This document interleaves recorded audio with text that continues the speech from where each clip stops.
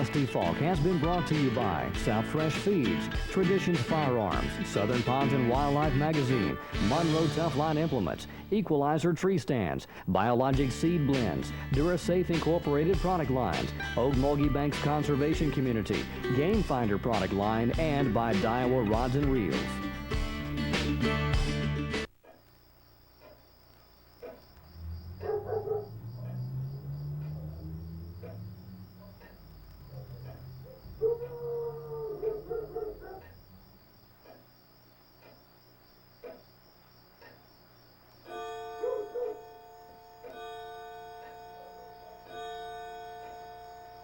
Are you this confident in your pest control company? When bugs are all gone, it's all good. Pop quiz. Who had the eye of the tiger? What horse did Seabiscuit beat? Who showed who the money? In what game is there no crying? And by the way, what game did your kid play at recess today? Know what really matters. Know about your kid's school, and know about your kid. Find out 100 ways to know more, do more. Okay, gentlemen, let's go. We're gonna miss the movie. You gonna finish that? Huh, an earring scar. When this dad was growing up, the only men who wore earrings were hippies or bikers. And you know what they had in common? Smoking the grass. Okay. Great, we done? Let's go.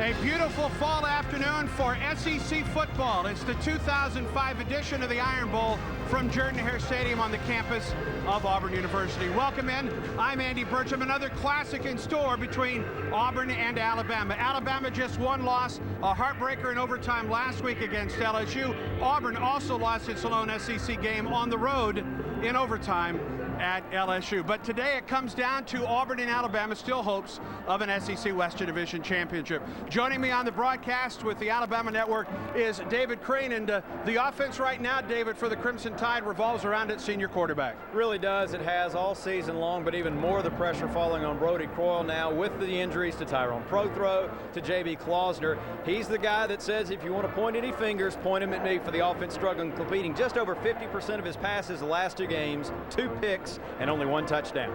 On the other side, the Auburn quarterback is Brandon Cox. Very poised a week ago, Cole Kublik on a big 4th down and 11 play at the University of Georgia. Probably the play of the year, probably the play of Brandon Cox's career. And he grew up a lot last week, showing that he can step up and make the big play. And like you said, Andy, the poise is what was impressive. Goes down, gets a bad snap off the ground, picks it up, steps up in the pocket, eludes the rush, and completes that pass. An overall fantastic game and a fantastic season. He has gotten better each week for this Auburn offense. Brandon Cox grew up as an Alabama fan. He is now an Auburn fan. Both Alabama natives at quarterback this afternoon. Auburn and Alabama when we come back on CSS.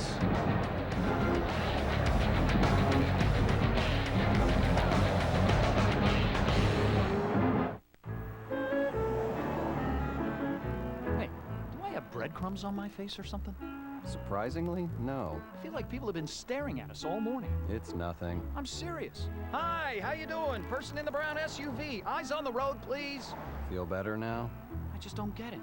Hey, guy on the corner, take a picture and move on, maybe? You don't find this at all rude? I find it mildly annoying. You can say that again. I meant you. Oh. At Anders, we do it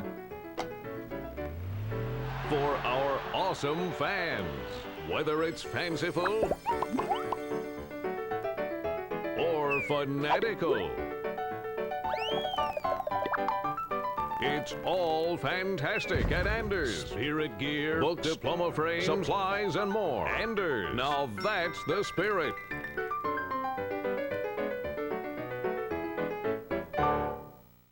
Auburn Bank has been serving East Alabama since 1907.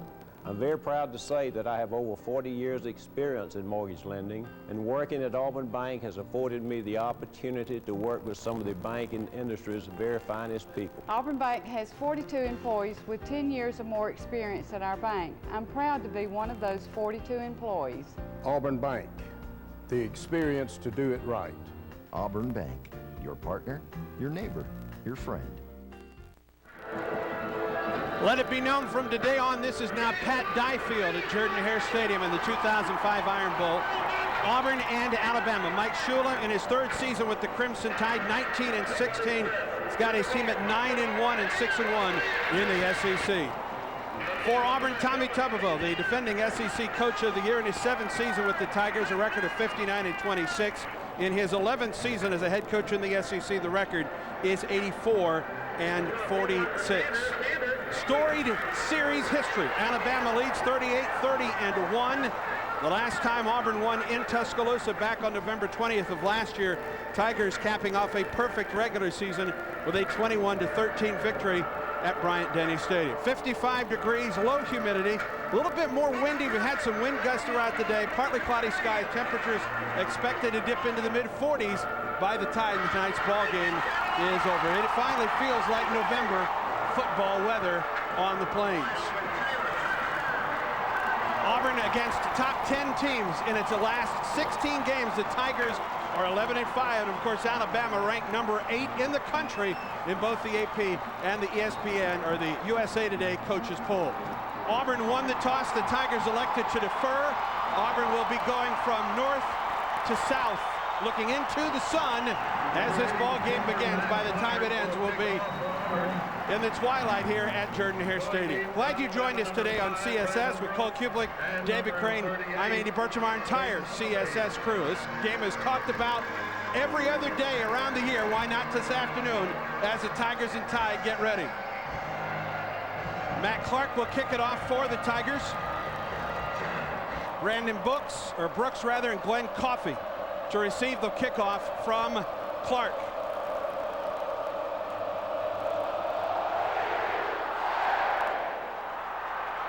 Brooks at the 1.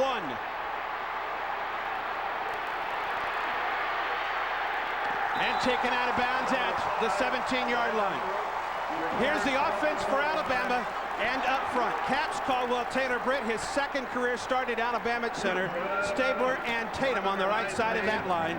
Darby, the tailback, Ron McClain, the talented fullback, DJ Hall, Keith Brown, Nick Walker is the tight end. And playing in his last regular season game at quarterback for the Crimson Tide is Brody Croyle, 6'3", 205, the senior from Westbrook Christian out of Rainbow City, Alabama, wearing number 12. Both quarterback starters today wearing number 12. We'll get you the Auburn defensive starters in just a moment. From the 17, first down for Alabama.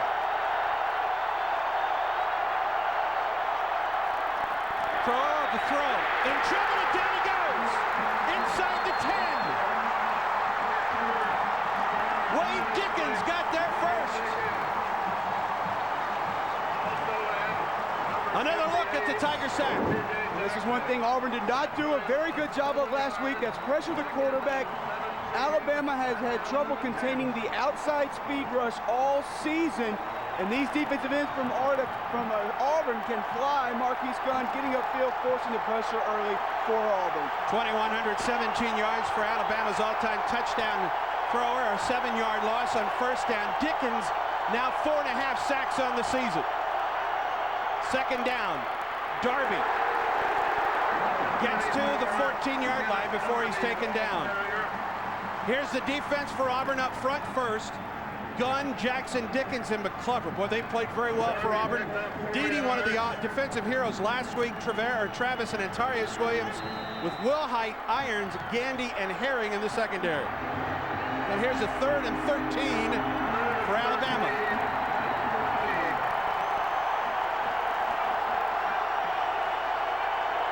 On third down this season, Alabama 6th in the league, 38%.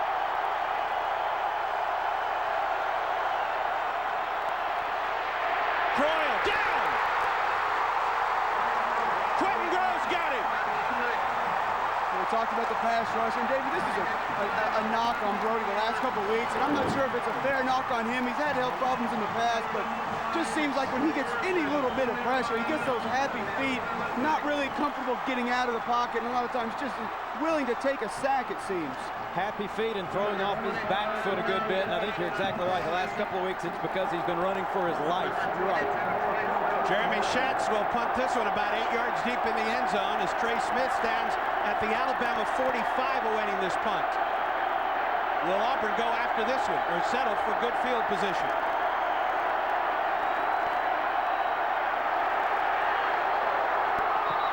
Schatz gets it away.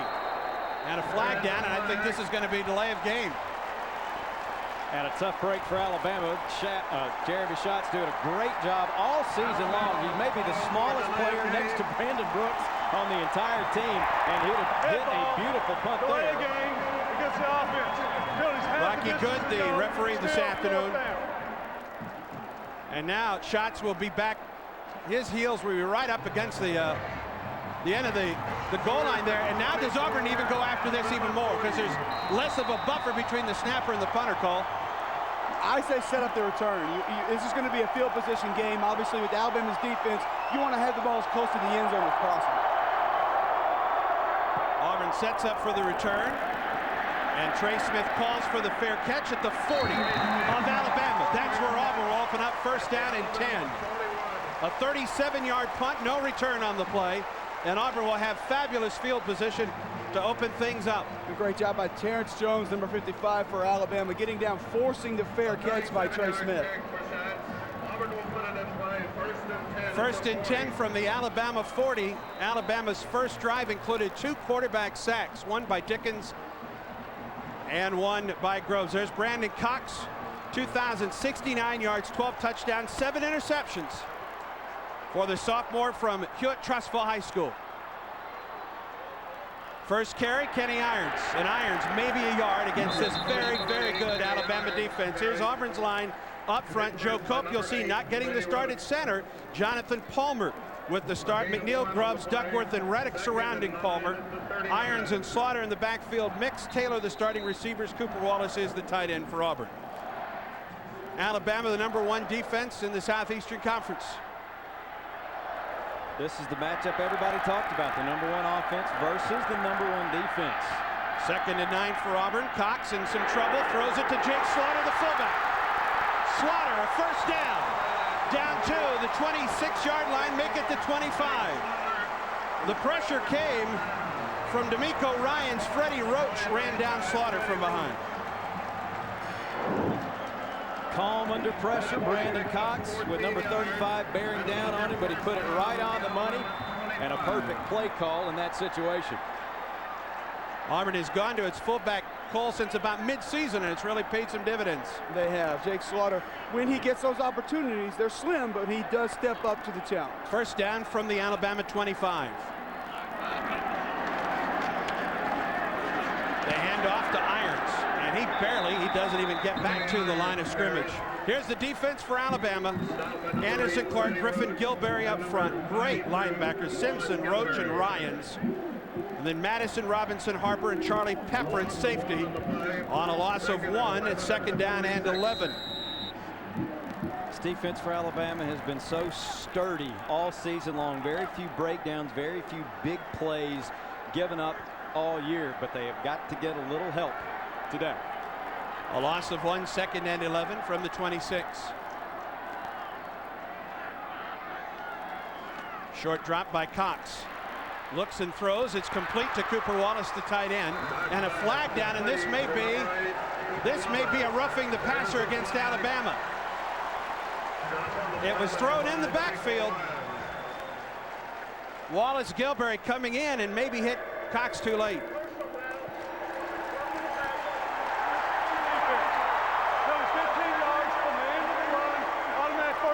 We'll get another look at the roughing the passer penalty. Marcus McNeil going to run his man to the outside. That's close, but these referees have really gotten stingy on those personal fouls this year. Those late hits on the quarterback. If it's at all close, it seems to be the majority of the time that referee is going to throw the flag. Roman Harper whistled for the penalty. Alabama 4th in the SEC, averaging about 46 yards in penalties, but a very big one, giving Auburn a first down at the Alabama 11. Obamanu and Aromashadu split out to the top of your screen.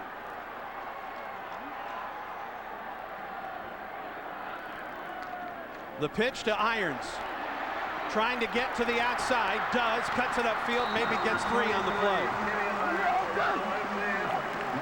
You see the speed of the Alabama defense right there. There's a lot of times this season Auburn fans have seen Kenny Irons kind of take a stutter step and cut that ball upfield and gain big yards. Leading rusher in the SEC, Irons, 5.3 yards per carry, 12 touchdowns for this former fullback from the University of South Carolina. A 4-yard gain for Irons, 2nd and 6. Tide defense has been very stingy in the red zone this year. #1 in the league when opponents get close. The pitch and now the rollout. Cox throws over Meyer, touchdown!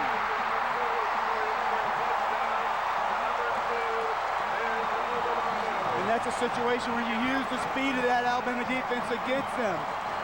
Play action, go to the bootleg. Watch these linebackers bite pretty hard here. Taking a couple big hops to the left. That's going to open up Obamanu right over the middle. And Obamanu moves into 2nd place all alone in the Auburn career touchdown list. That's his 18th. And a heck of a grab. There are several white shirts back there, and when you first look at it, you thought it might sail, but Obamanu absolutely went up and brought that one down. Vaughn for the extra point. Auburn used great field position, got a break with a personal foul penalty, and took advantage. Cox to Obamanu. The extra point gives Auburn a 7-0 lead. 10:05 to go, first quarter. Bryan Foods and Auburn football, what a great combination. Just like putting together the right mix of players on the field, Bryan has the perfect recipe for hot dogs, corn dogs, tenderloins, cocktail sausages, lunch meat, sausage, ham, pork loins, ribs. Hey, I'm really getting hungry. When are we gonna eat?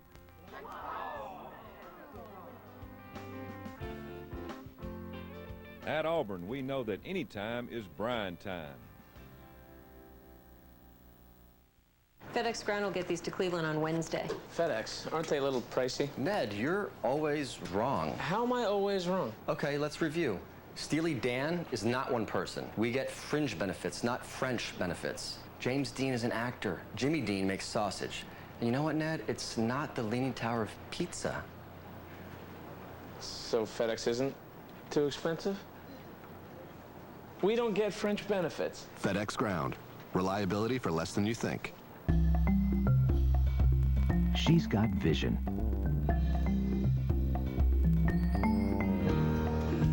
She's got ambition.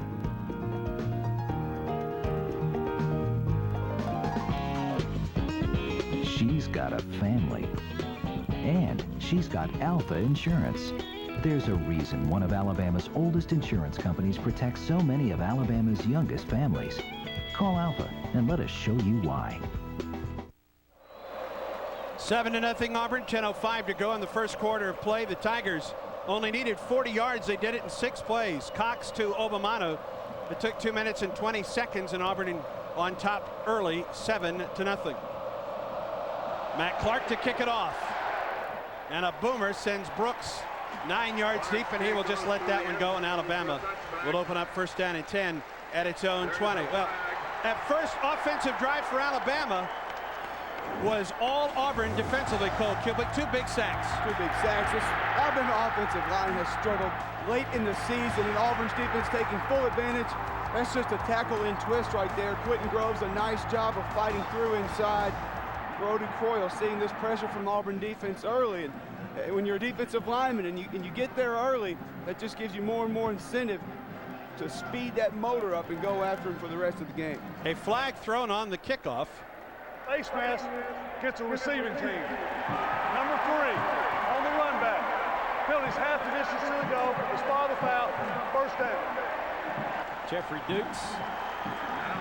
That's a silly penalty when the ball's sailing 9 yards deep into the end zone. And it was actually on Tony Bell, second time on kickoff cover, and he has been one of the first defenders down for Auburn and caused problems on the Alabama return. This drive starts at the 8 for Alabama.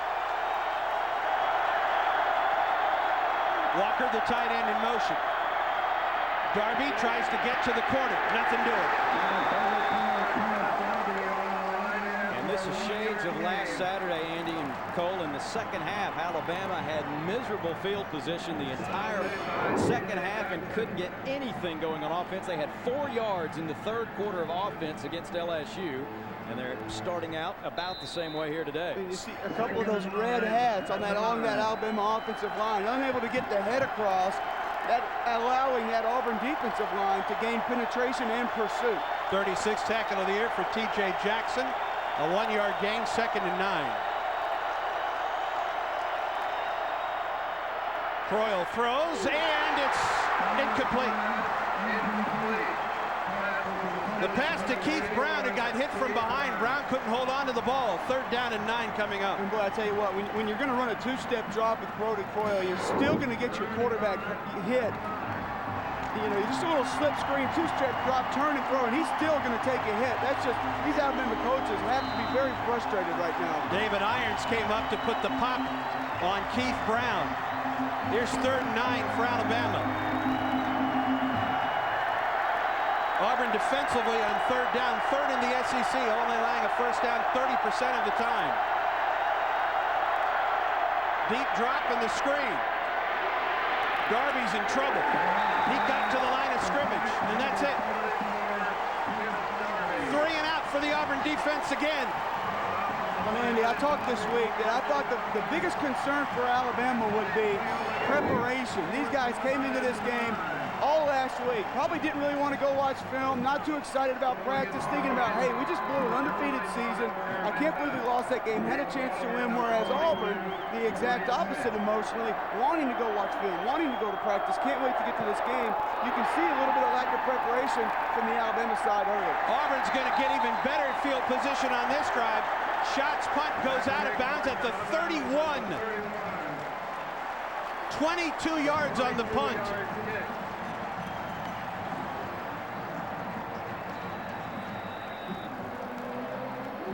Timeout on the field, 8:36 remaining, first quarter. Auburn sets up great, 32-yard line, 1st and 10 with a 7-0 lead when we come back on CSS. CSS is the only place where tigers, bulldogs, and yellow jackets peacefully coexist.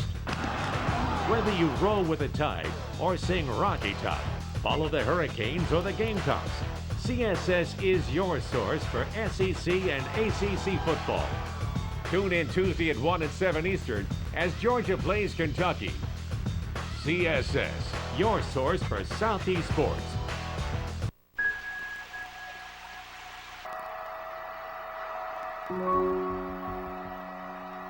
How do you convince a 14-year-old girl that hair doesn't matter?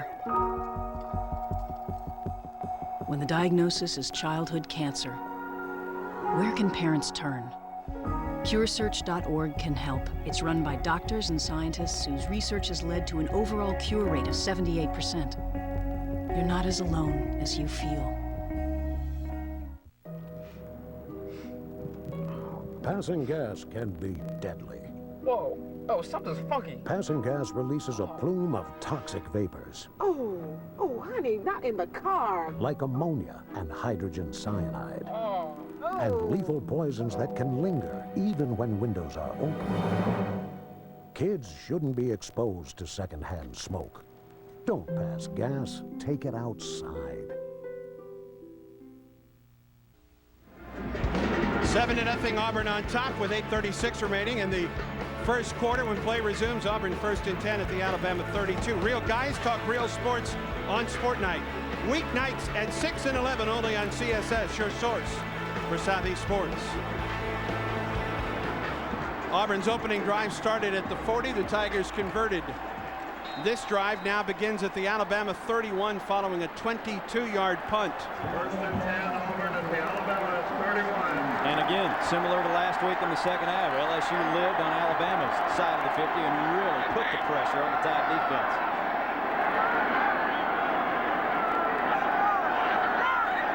Play clock is down to 5 as Cox checks off at the line of scrimmage. The handoff to Kenny Irons. And Irons gets about 3 yards. This is Auburn's touchdown on that opening drive. Brandon Cox faked the pitch. Trey Smith covered. Able to find Obamanu over the middle, and just a great throw and catch there down in the red zone. Talked about how tough that Alabama defense was coming in, holding their opponents out of the end zone once they enter the red zone. Auburn able to get on the board early. 2nd and 8.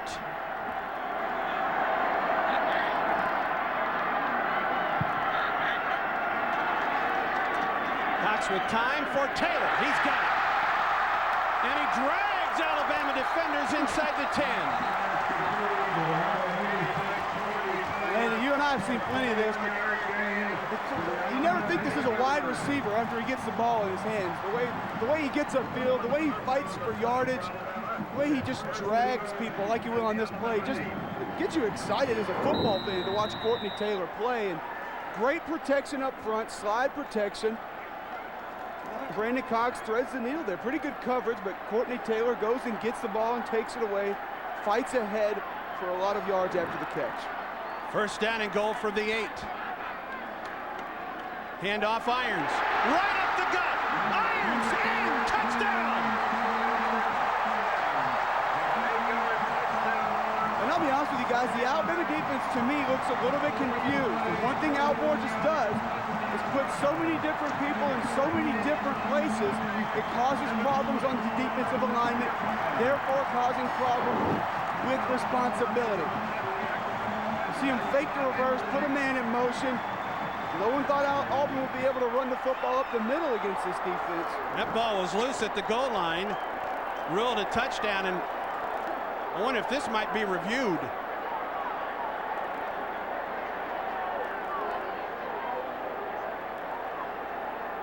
Not sure you can once the whistle sounds and touchdown is ruled. The play is over at that point, but we'll see. Yeah.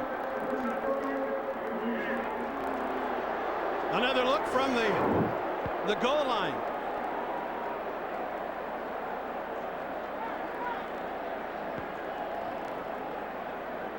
The ball comes loose and very like close. He had crossed the plane before the ball was knocked out. A great job by the Alabama defender putting his helmet right on that football. Al Ford, a former head official in the SEC, is the replay official.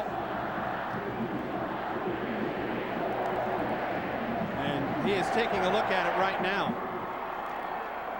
And this is a big call coming up.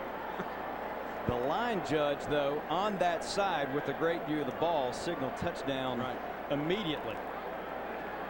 And again, once you call the touchdown, the play is over, and I don't think the way they've written the rules, you can overturn that right now. David, have you found with Alabama games that you've seen more replays in the second half of the season? That's certainly been the case for Auburn games. Seen a couple more in the second half of the season, and it's been kind of a mixed bag when they have reviewed obvious plays or things that you can review without question. They've gotten the call right, and that's what you want. It doesn't matter how long you take, just get the call right if you can. But there have been a couple of occasions where plays that should have been reviewed were not by the officials, or the play was not stopped. And that's a little frustrating, but it's new to everybody, and they're still trying to work the kinks out. I'm not a huge fan of it, but if it improves the game, if it gets some calls right, then I can live with it. We'll get the call from Rocky Good. After further review, the play as called on the field stands. It's a touchdown. That's the 32nd touchdown for Auburn in 48 tries in the red zone this season. 67% of the time Auburn scores a touchdown when it gets in the red zone.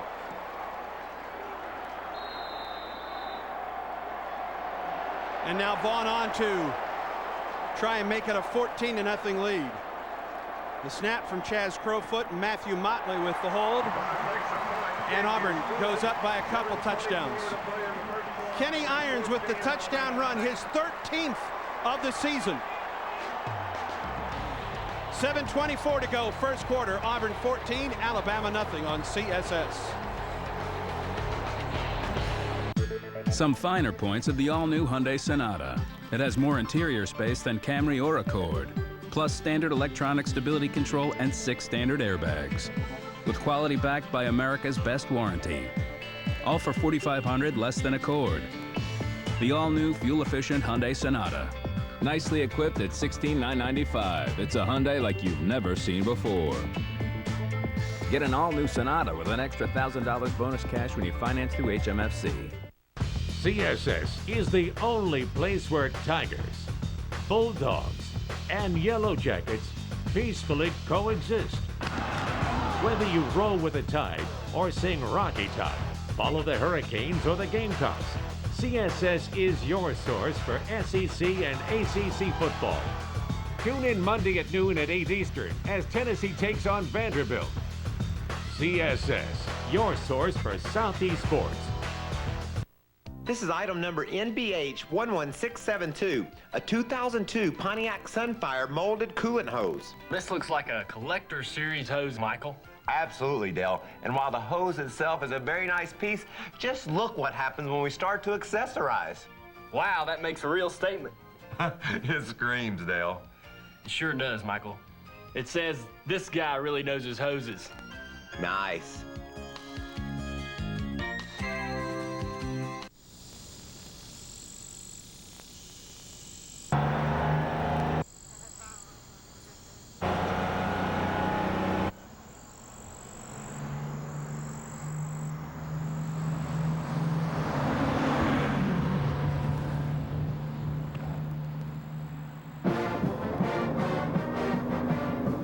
Tiffin Motorhomes, proud supporter of Auburn Athletics.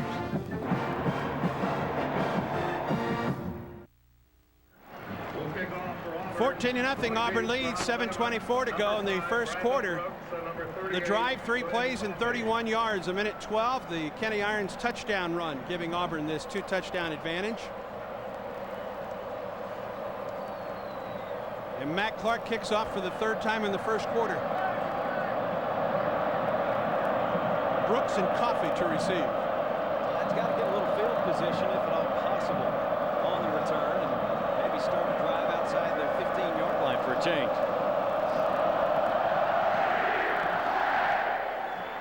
Brooks from the 2.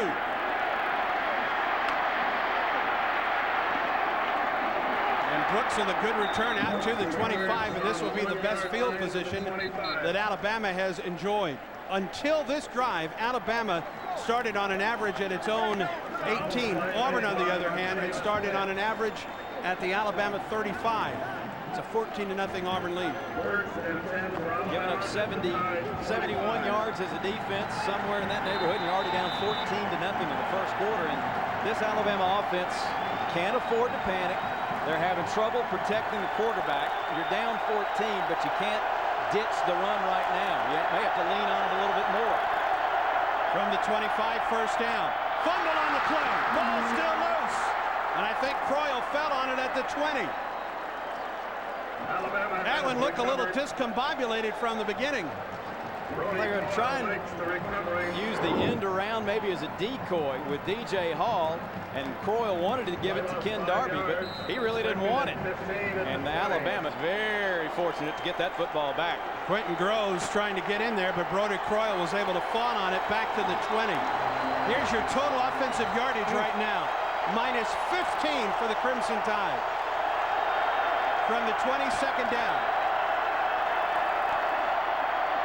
The throw incomplete. Pass intended for Brown. Defending on the play, Travis Williams.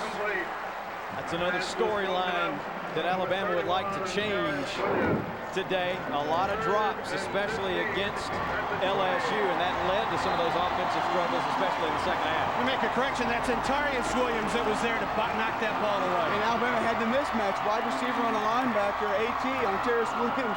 Excellent job in coverage. Steps up, makes a great play.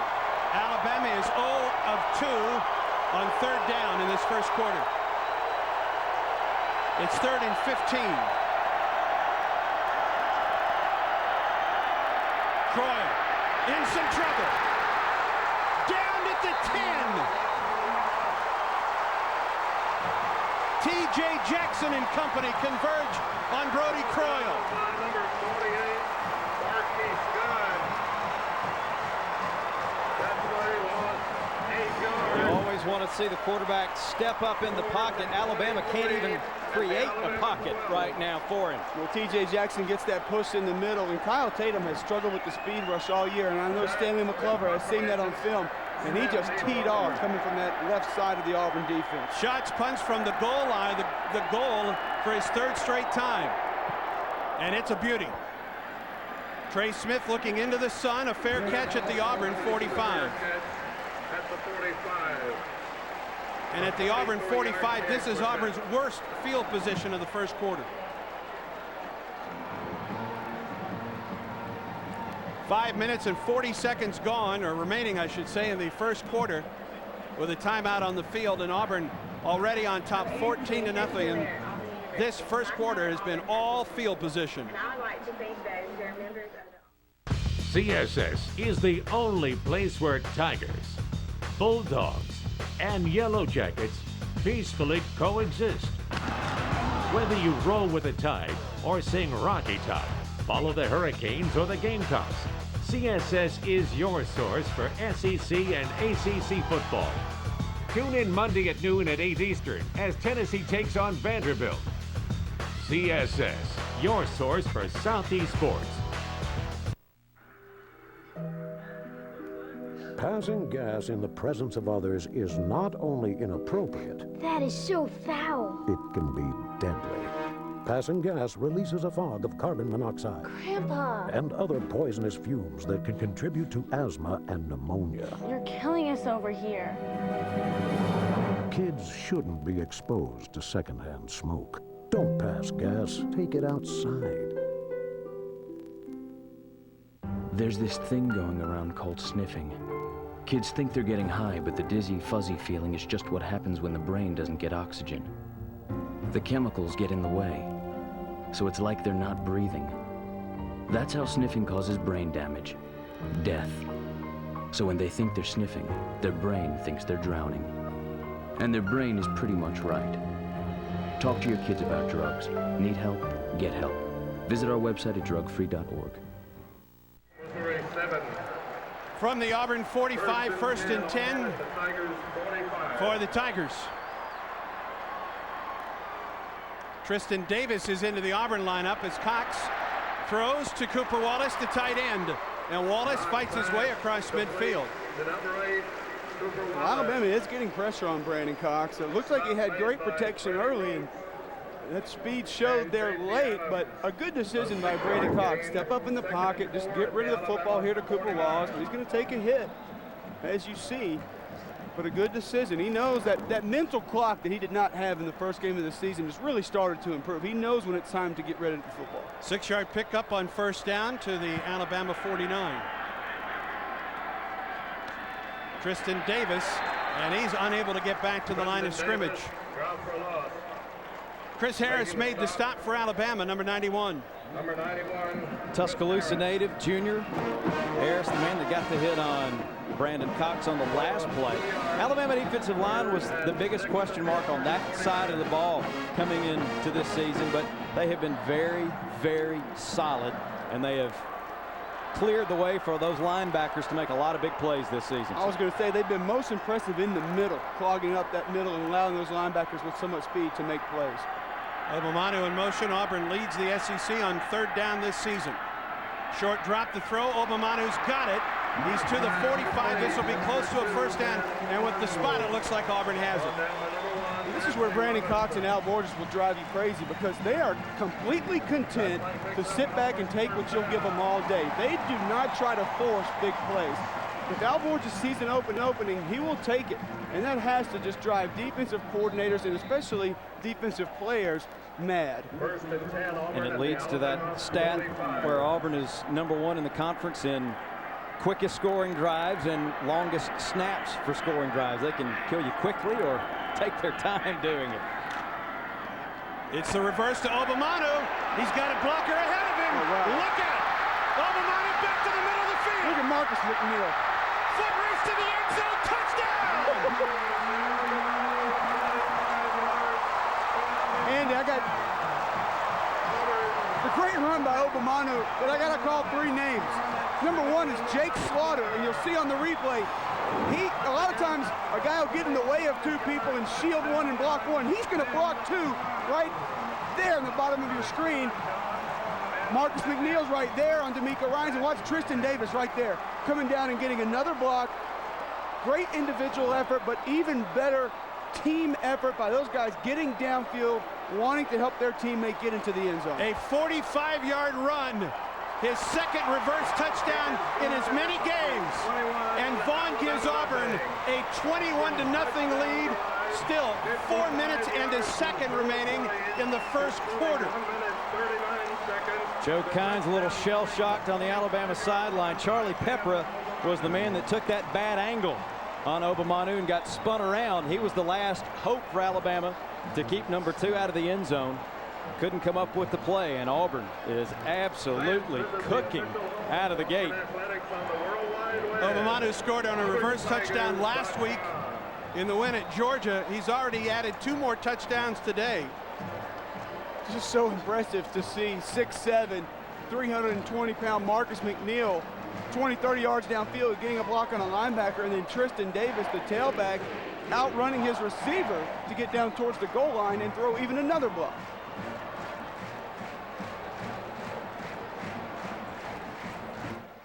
Bryan Foods and Auburn football, what a great combination. Just like putting together the right mix of players on the field, Bryan has the perfect recipe for hot dogs, corn dogs, tenderloins, cocktail sausages, lunch meat, sausage, ham, pork loins, ribs. Hey, I'm really getting hungry. When are we gonna eat?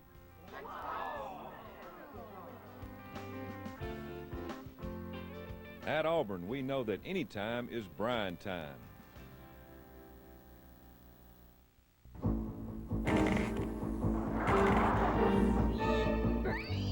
There's one. Come here, you! Is it mice? Nope. Rats? Nope. Hogs? That's right, miss. Hogs? Energy hogs. If you're wasting energy, you'll find one in your home. Got energy hogs in your house? Now you have the power to do something about them. Log on to energyhog.org. Hey, let me go. In your dreams, Porky. Because nobody likes an energy hog. So we try and stay free and loose and just have fun with the game. That's what it's supposed to be. People dream about for years going to play college football. Why not sit here and enjoy it while I have it? It's more like being a family, you know, because our team is so family-oriented. You got your brother behind you and you got your father being the coach, you know. You just learn to grow and be a man. There's nothing else really like it. NCAA football, every game counts. Tommy Tuberville's crew is up 21-0 on Alabama. That last drive, 4 plays, 55 yards. And Brooks, 7 yards deep in the end zone, will take a knee. Alabama will put it in play at the 20, 1st and 10. And Auburn's defense has just been spectacular in the early going. Pressure up the middle, pressure from the outside, and just that indecisiveness and a little bit of uncomfortability by Brody Coyle. You can see right there, just as soon as he gets to the back of his drive, he has to make a decision whether to duck, take a sack, or run for his life. Alabama from its own 20.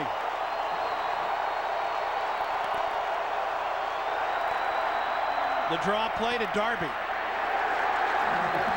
Ran right into Wayne Dickens.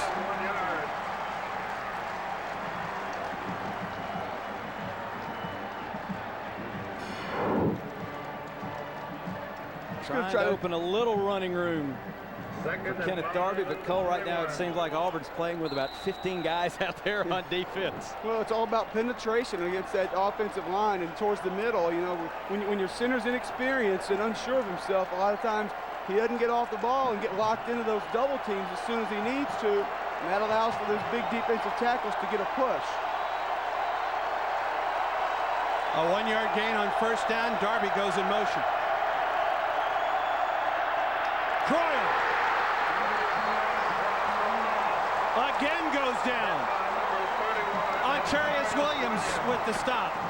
And I'm going to say this, and this is honestly, this is not a knock on number 12. It's really not. But by watching his demeanor, his emotions, you see how fast he ducks there and how fast he decides to just take that sack. It honestly looks like he just doesn't want any of this defense. It really does. And I don't think it's his fault. I don't blame him individually. But he just does not seem like he wants to be challenged or is not accepting the challenge that this Auburn defense is giving him today. Alabama has minus 29 yards in offense.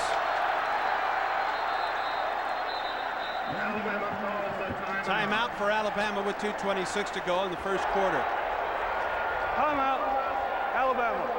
Call timeout before the 25-second clock expires. Attention fans, Dave Williamson of Miami, Florida. Out of Bounds with Lou Tilley, new show that takes you inside the world of sports. Burning issues, A-list interviews, and much more. Out of Bounds with Lou Tilley. See Out of Bounds weekdays at 6:30 a.m. Eastern on CSS. I love Saturdays. And the way we go about games is that every game counts, every game matters. College football is one of the greatest games in all of sports because people are playing for the love of the game, and there's nothing like seeing the faces of your teammates after you win the national championship, knowing that you worked your hardest to get to that point. You know, it culminates with the best you can finish. NCAA football, every game counts. I got a little pop quiz for you. About what? Me. What do I have a hard time keeping shut? Name one team I played for. And what is my nickname? And now I got one for you. Do you know your kid's principal's nickname? Know what really matters. Know about your kid's school. And know about your kid. Find out 100 ways to know more, do more. 2:26 to go, first quarter of play. It's 3rd and 16 for Alabama. Alabama's 11 plays on offense, 4 sacks, a fumble, and minus 29 yards offense.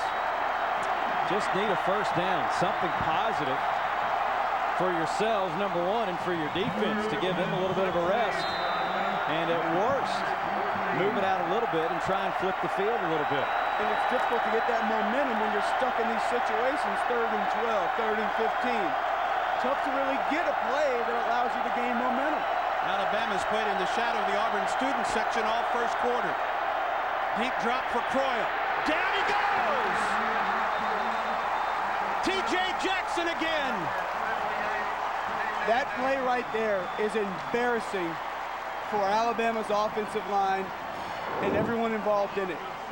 Alabama keeps a running back in to help. Rushes 4 by Auburn. And this kid can't take a drop. And that's T.J. Jackson coming through the middle. 4-man rush against 6. And he can't take a drop, step up, and make a throw. Or even attempt a throw. Shots to punt it away. Into the sunshine, Trey Smith with the return. And near the 40-yard line of Alabama. Very good job by Patrick Lee, number 20, shielding off the gunner, allowing Trey Smith to field that punt.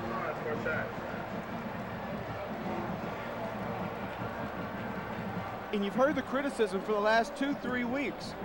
Brody Croyle just maybe timid, throwing off the back foot. But when you see plays like that, it's hard to put the blame on number 12, on one person. It really is. Cox is perfect on the day for 59 yards and a score.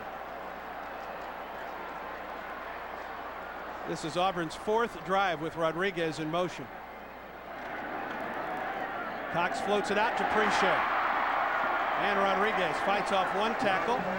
Ball is loose.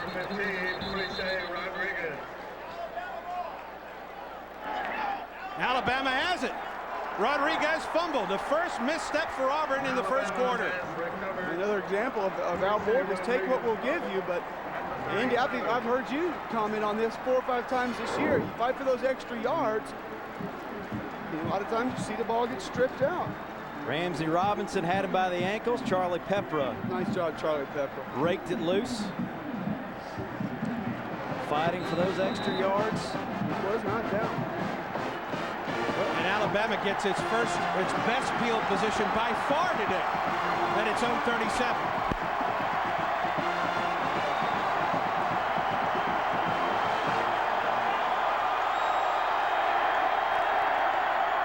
Darby on the carry and across the 40-yard line.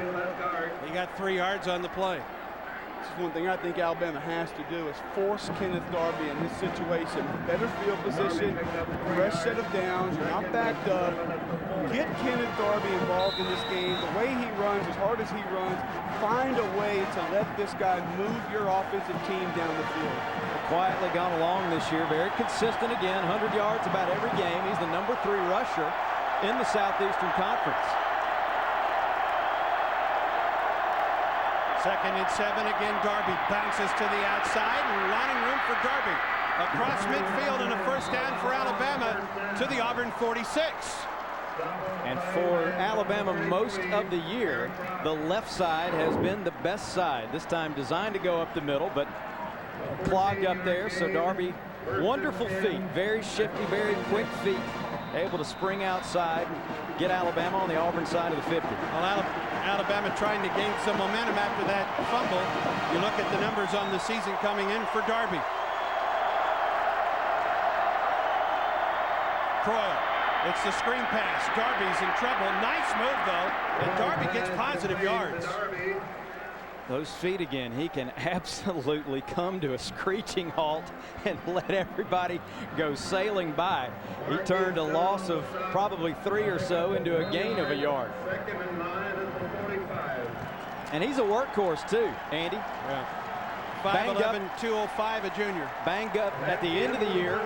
A little gimpy coming in. Thought man to take a little easy on him early. Not true. First quarter dominated by Auburn. 21-0 Tigers after quarter number 1. Pat Dye Field at Jordan-Hare Stadium on CSS.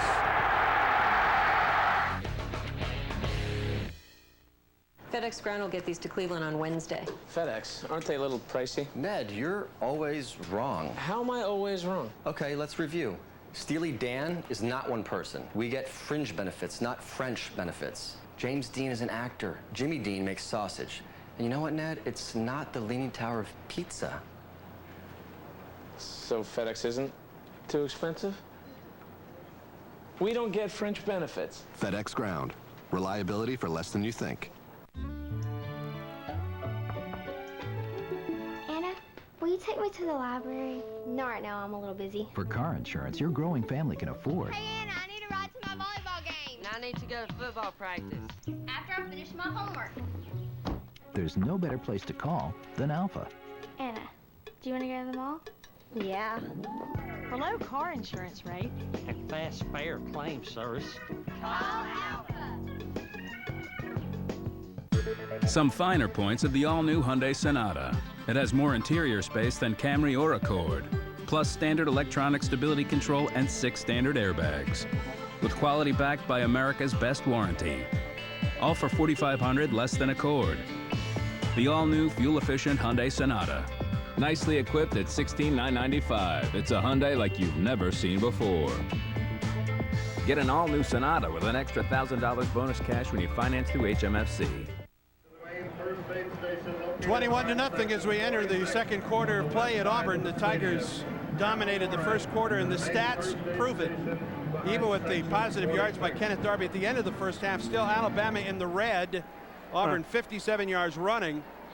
In time of possession, Alabama on top. Alabama, one of the better teams in the league with time of possession throughout this season. Second best, better than 32 minutes.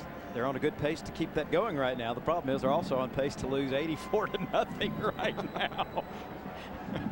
We were talking, the quarter break probably came at a bad time. Alabama had established a little momentum after the fumble recovery. It's not good when one first down is considered momentum, though. awfully good, this Auburn team, and they are I guess, a coach's dream. Certainly you want to be undefeated right now, but Auburn, at least from the other side of the state, is a squad that looks to have gotten a little bit better, a little bit better, a little bit better each and every week. Tommy Tubble is shaking his head. They just announced here that Vanderbilt has beaten Tennessee today, 28-24. Vanderbilt is still Vanderbilt, though, because Middle Tennessee and Kentucky keep Vanderbilt from being bowl eligible. I tell you what, Jake Cutler's a heck of a quarterback. Wow. People laughed at the pre-Sid media days when Cutler was the all-SEC quarterback by the media. I'll tell you another thing. Tennessee's terrible. That is the most talented 4-6 team right now on the planet. 2nd and 9 for Alabama as the second quarter opens up. Hall, the man in motion. Croyle to Darby. And Darby slips a tackle down the sideline. Kenneth Darby made a man miss, and he's out of bounds at the 25. And that play almost went nowhere. You saw Antoine Caldwell, the left guard, pulling, and he almost tripped Brody Croyle before he could get the ball away. And there are those strong legs by Kenneth Darby, slipping a tackle, and Alabama's got it at the Auburn 26. Monte Pitts is the one that missed Darby. He was off balance, and Darby made him miss. And that was one thing Auburn coaches were pleased with last week against Georgia. Wonderful, wonderful run coverage by these corners. It's going to take more than one corner to bring down Ken Darby. Alabama at the Auburn 26. Coffey was the man in motion. The throw in and out of the hands of Keith Brown. On the slant route, he was wide open. That pass was delivered perfectly. Second drop of the day for Keith, and we've all seen it. I think it can be contagious when things are going well for you. Everybody plays a little bit better when your receivers, when one guy starts dropping them, everybody seems to catch the drops. It almost looks like if that makes any sense. Let that ball come into his body as well. Didn't catch it with his hands. Well, Auburn had that at LSU earlier this year. And you only get so many chances against good defenses.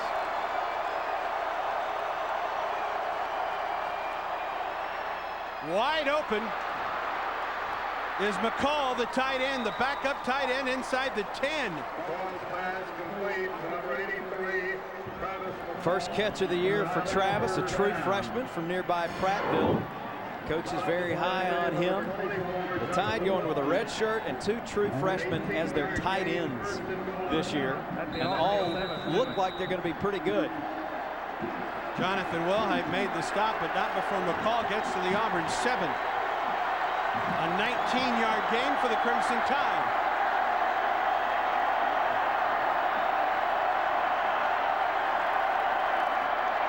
Darby inside the 5, down to the 1. Down to the 1-yard line. A 6-yard gain. Once again, you see Antoine Caldwell, a pulling guard, trying to get out there and lead the way for Kenneth Darby, who stretched it out but came up about a yard shy of the goal line. Auburn's defense, number 5 in the SEC in red zone defense. Alabama offensively number 9 in the league. But it's second down and a goal from the 1.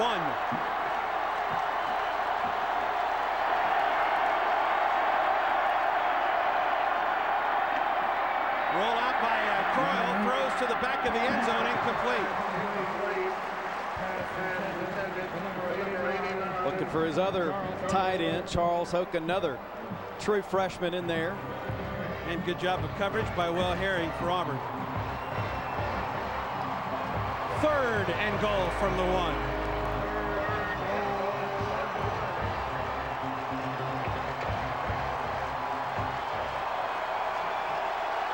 The backs are Castile and McLean. Castile, the tailback. Castile with the carry, and he's in. Touchdown, Alabama. Well, credit the Crimson Tide. They took advantage of the fumble and drove it down the field for their first score of the day. Tim Castile, the jumbo package in there for Alabama, a bunch of tight ends. McLean leading the way, and Castile's been a bit of a ball hog, I suppose. Darby has done the bulk of the work, and Castile is averaging a touchdown about every 6 carries this year. That's his 7th of the season. Christensen with the extra point. And early in the second quarter, Alabama is on the board. 13:33 remaining in the first half of play. Castile's touchdown brings Alabama to win 14 on CSS.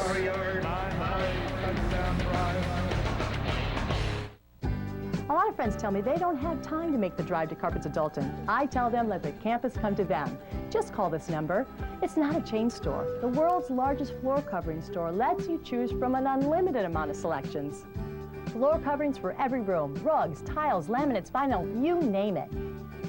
No answering machines, no telemarketers. You'll talk to lifelong employees of the campus. Pick up the phone. Your dream home is on the other end. The Carpets Adulton campus.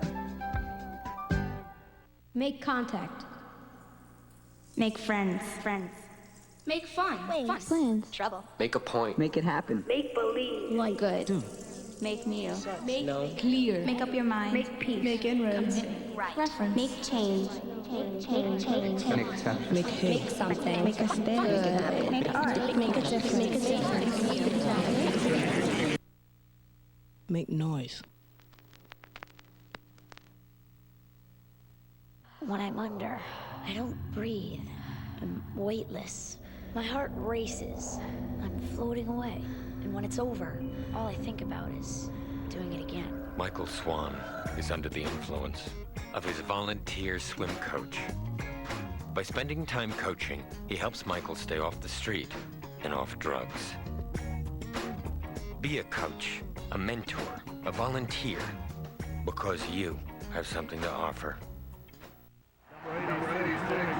21-0, or 21-7, I should say. Auburn leads Alabama, 13:33 to go. In the first half, Vanderbilt had been held scoreless in 4 of its last 7 games against in-state foe Tennessee, including the last 2 matchups in Knoxville. Not so today. Lots of folks will enjoy watching Vanderbilt beat Tennessee. Catch the game Monday at noon and 8 only on CSS. Everybody in the stadium agreed that it was a good thing today in Knoxville. Christensen to kick it off for Alabama. High and short. Aroma Shadu best in the league from the 6.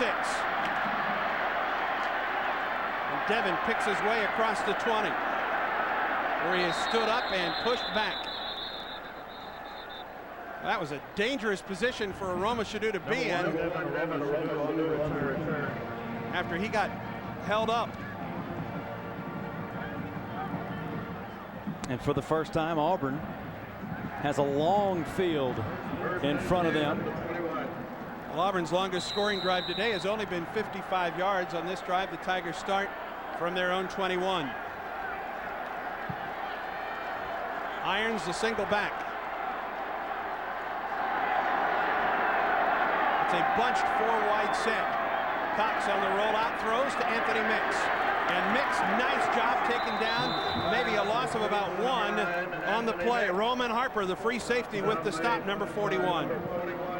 Second leading tackler on this Alabama team, one of the seniors in the secondary. Stayed at home, didn't necessarily buy the play fake.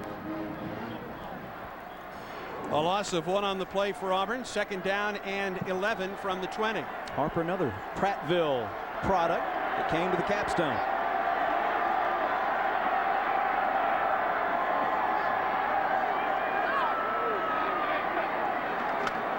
The draw play to Irons.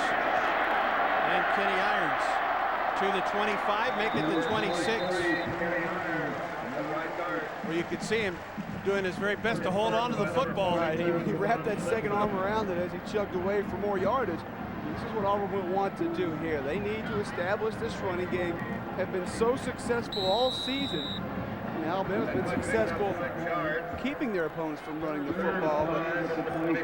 Got to get that running game going to open up the rest of this offense for Al Borges, Auburn's offensive coordinator. Auburn 1 of 1 on 3rd down today. The Tigers need 5 here. Same formation we saw on 1st down. The pitch, Irons.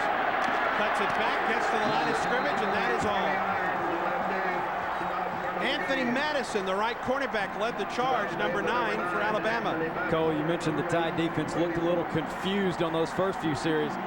Looked like they were settled in nicely on that series. Stayed at home, read the plays very well, and for the first time, a 3-and-out for Auburn.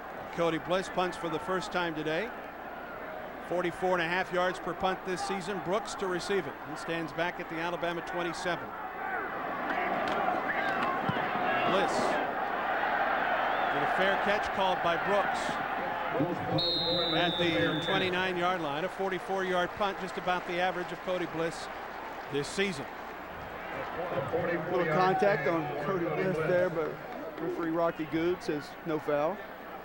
And a timeout on the field. 11:14 to go. Second quarter. Auburn 21, Alabama 7 on CSS, your source for Southeast sports.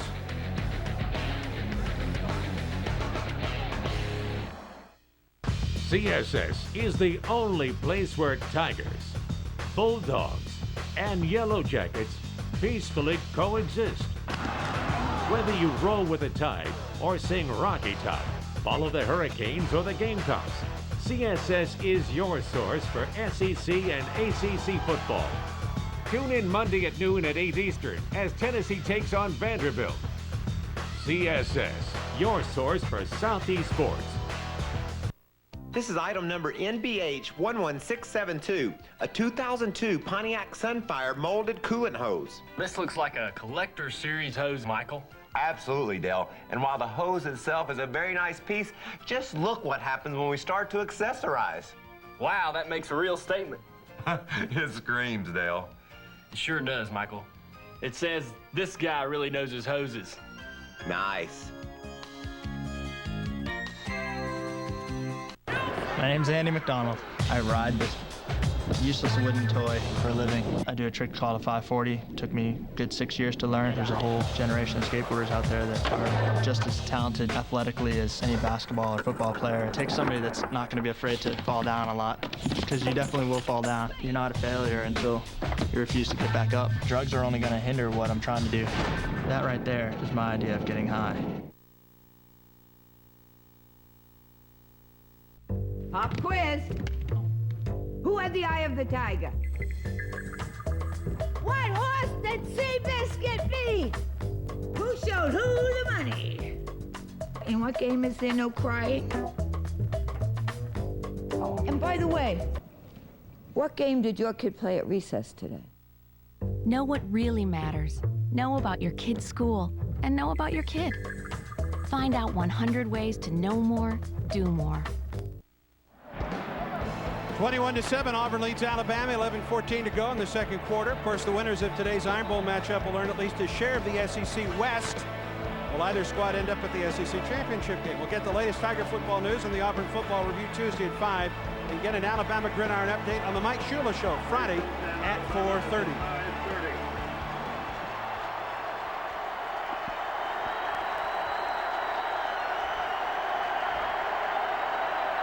Alabama opens at its own 30, first down. The rollout and the toss, complete to Walker, the tight end. Rodeo to the ground by Will Herring at the 33-yard line. The Alabama offense has begun to change things up, move Brody around a little bit, go to some of your different targets. Play action, get rid of the ball quickly there. Tight ends becoming involved here. I think when they came into this game, they realized, hey, if we can pressure Brody Coyle and slow down Darby, we can be successful. Now, a few changes, they're having some success. 3 of 7 for Coyle on the afternoon. Darby on the carry. Bounces it to the outside. Auburn strings it out pretty well. And David Irons takes him down. Last time, Alabama, following a fumble recovery, took it the distance. And got the ground game going. Darby, a good run to the outside in the second quarter now. Slips a tackle, sets Alabama up. Tim Castile able to finish it off on third down. And with the way the line has played the last couple of weeks, Alabama has got to get the running game going to try and set up the play action and maybe give Brody Coyle a little more time. Darby, 6.8 yards per carry today. Second in the SEC coming in yards per game. Castile, the man in motion, Croyle to throw. In some trouble, and Croyle goes down. Another sack for Auburn. That's the 6th of the day for the Auburn defense. Pressure again, trying to step up. Once again, Kyle Tatum, number 58 of Alabama, right tackle, matched up on Stanley McClover. It seems one thing Tatum might struggle with a little bit is a speed rush, and that is Stanley McClover's specialty. So those two matched up on each other has been advantage Auburn all day. Ontarius Williams and Marquise Gunn combined to take down Croyle. Jeremy Schatz has been a busy man today. This will be his 5th punt. And off the side of his foot. And out of bounds as it takes a fortunate Alabama bounce to the 23.5-yard line. 9 minutes and 40 seconds remaining in the second quarter with a timeout on the field. And Auburn on top of Alabama 21-7. You're watching CSS, your source for Southeast sports.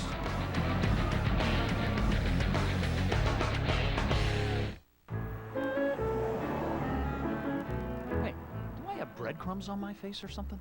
Surprisingly, no. I feel like people have been staring at us all morning. It's nothing. I'm serious. Hi, how you doing? Person in the brown SUV. Eyes on the road, please. Feel better now? I just don't get it. Hey, guy on the corner, take a picture and move on, maybe? You don't find this at all rude? I find it mildly annoying. You can say that again. I meant you. Oh. At Anders, we do it for our awesome fans. Whether it's fanciful or fanatical, it's all fantastic at Anders. Spirit gear, bomber frame, supplies, and more. Anders. Now that's the spirit.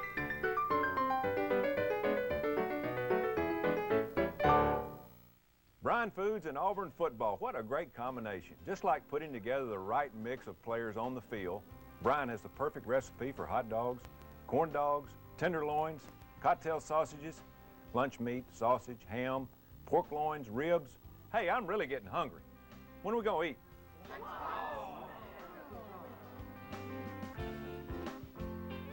At Auburn, we know that any time is Bryan time.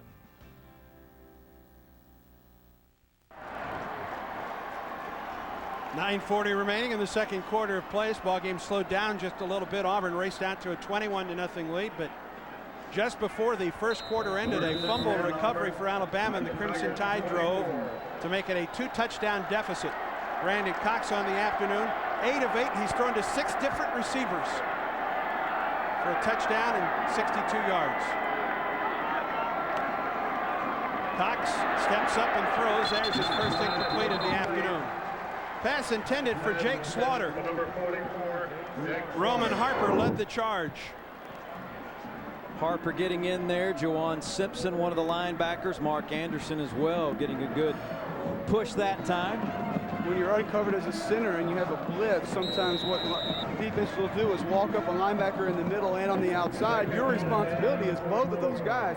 So you have to drop back and read that inside backer first, then pop out late if the outside guy does come. That's what happened there. Duckworth just didn't get enough to allow Brandon Cox to get a good enough pass. Second down and 10 for Auburn. Free play. Cox will go deep for Taylor.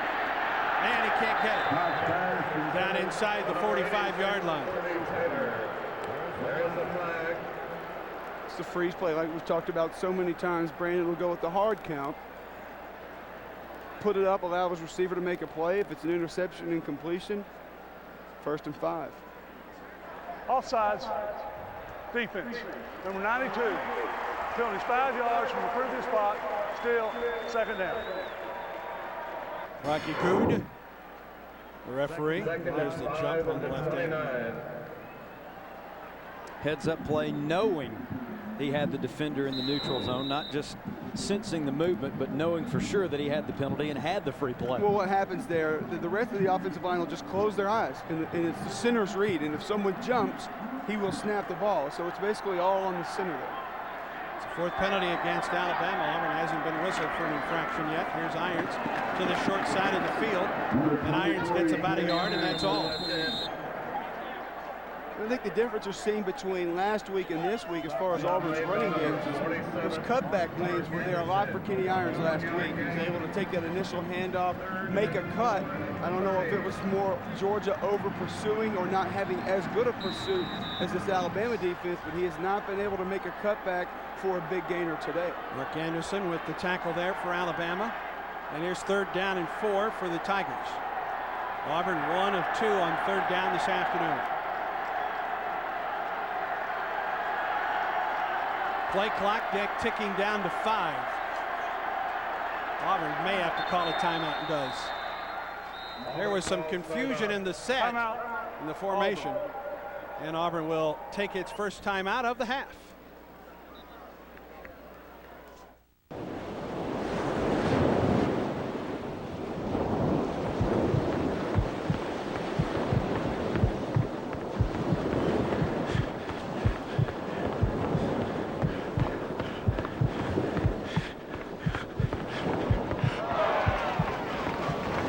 Join us on February 19th or visit a1amarathon.com.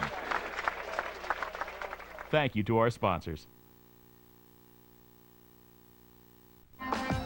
Get all the college hoops you can handle with the ESPN Full Court pay-per-view package. Unbelievable! More than 450 games you want to see. Yes! Top conferences, critical matchups you won't get without ESPN Full Court. Hoops heaven from the people who live and breathe college basketball. ESPN Full Court. Watch on TV or online. To order, call your local cable company or satellite provider. Hey.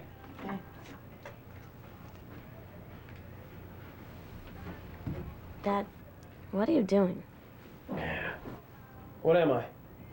A burrito? No. A larva? A larva? No. I'm a joint. Actually, you're a little too fat to be a joint. So you know about joints? There's no wrong way to talk to your kids about drugs. Need help? Get help. Visit our website at drugfree.org.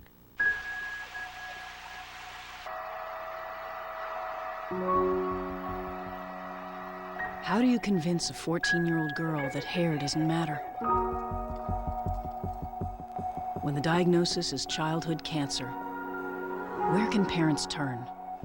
CureSearch.org can help. It's run by doctors and scientists whose research has led to an overall cure rate of 78%. You're not as alone as you feel. 3rd down and 4. Albamano in motion for Auburn. Cox with time, throws, incomplete for Mix. He was open. Mix was open and Cox overthrew him. And another look. Great pickup by Auburn offensive line. Slide protection, Kenny Irons stays in. Picks up the blitz, just a little high and outside for Mix. Goes after it with one hand. Can't haul it in. Cody Bliss to punt it away.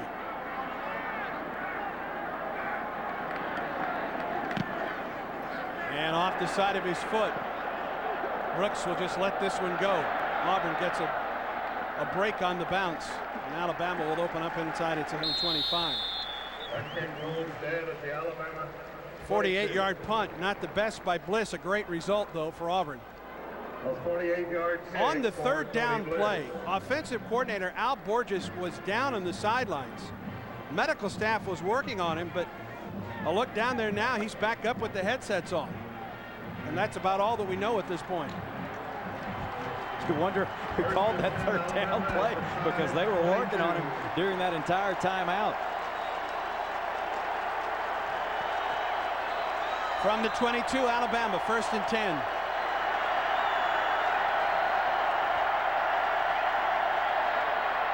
Play action by Croyle. Looks and throws. It is incomplete. The pass intended for Ezekiel Knight. Right place, right time for Monte Pitts. A nice play nonetheless. Brody Croyle's going to see his man open up late. Brody hasn't been able to do that very often. Throw without contact today. And Pitts just makes a last-minute judgment there. Good job reading the receiver with your back turned to the quarterback and makes a play. There's Al Borges sitting down next to his quarterback and looking or talking with his offense right now. 2nd and 10. Darby on the carry. Taken down at the 25-yard line. Will Herring was among the Tigers there as well. The running game for Alabama has been able to gain momentum here. Auburn starting to slide those safeties and linebackers a little bit closer to the line of scrimmage. They realize that this kid's got a lot of talent.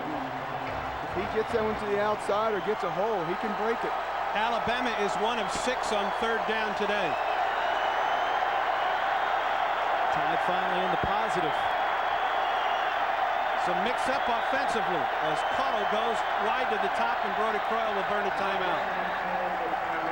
We saw Auburn have to do the same thing. That's their 2nd timeout of this half. Thank you, Rocky. Auburn had to do the same thing on 3rd down. Burn a timeout because of some confusion in the formation.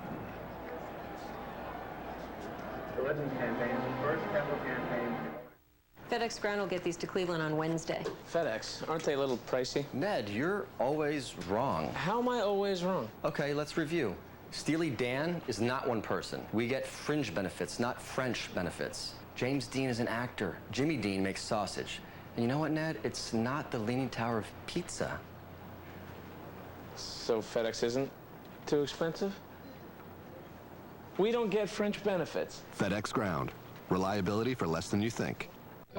Sportsmanship is going to be developed if you love and respect the game. For the guys who compete, there's nothing that beats the euphoria of being in that locker room and that you've won a tough ball game. And without love for the game and respect for your opponent, then you really miss out on the essence of competition. Those are concepts that we're always trying to teach.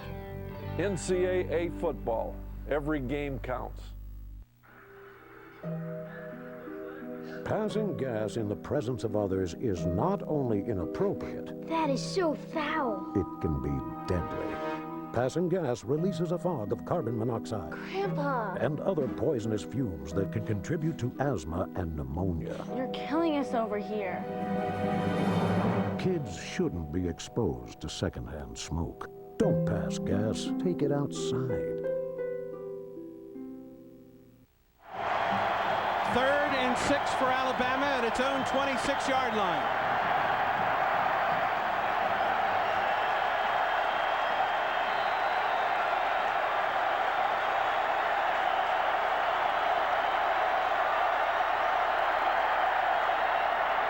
Croyle taken down. Gunn got to him first.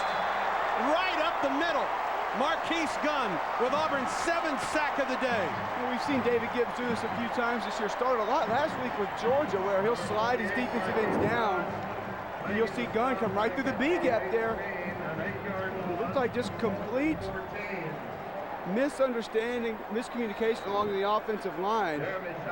5th sack of the year for Gunn as Stabler turned one way and Gunn went right past him. Almost looked like Stabler thought it was slide protection. Everybody else knew it's a man blocking scheme. 6 punt for shots. Leaves it up high. And Trey Smith pays the price at the Auburn 39, make that the 38-yard line. Boy, Trey may have taken a bit of a risk that time, not calling for the fair catch. Trey makes great decisions back there as Auburn's punt returner, but boy, that was close. Ezekiel Knight lowered the boom on Trey Smith. We've got a little clarification on Al Borges. Apparently he was hit in the arm, and that was why he was down. And he's back up and out there for Auburn as the offensive coordinator. He's standing about the 38, about the line of scrimmage in the orange pullover. Call arms with call plays with one arm. Sure. 1st and 10 from the 39. Hand off to Irons. Kenny Irons, his best run of the day to the 50. There's that cutback we talked about, Andy. And what the zone play does for Kenny Irons is gives him options. And when the offensive line opens up a hole like they do here, he has the option to go outside to the sideline or just get upfield.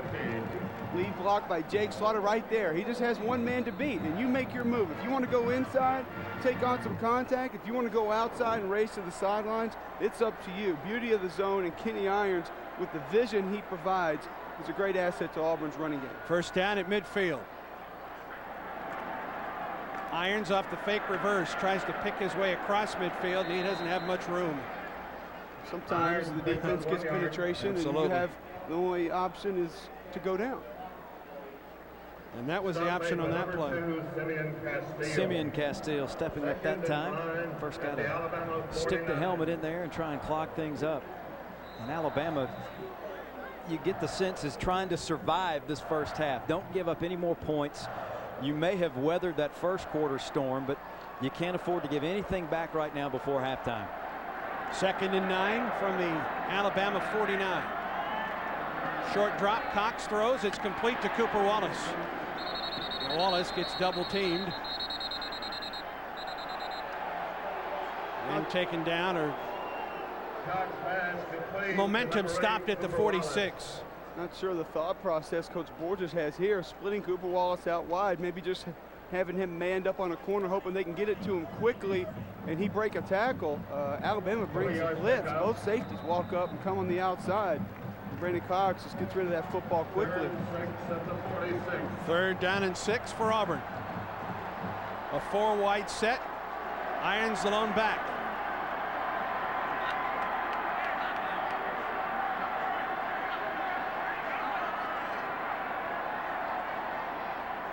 Snap from Palmer. Brandon with the throw complete. Mix has got it.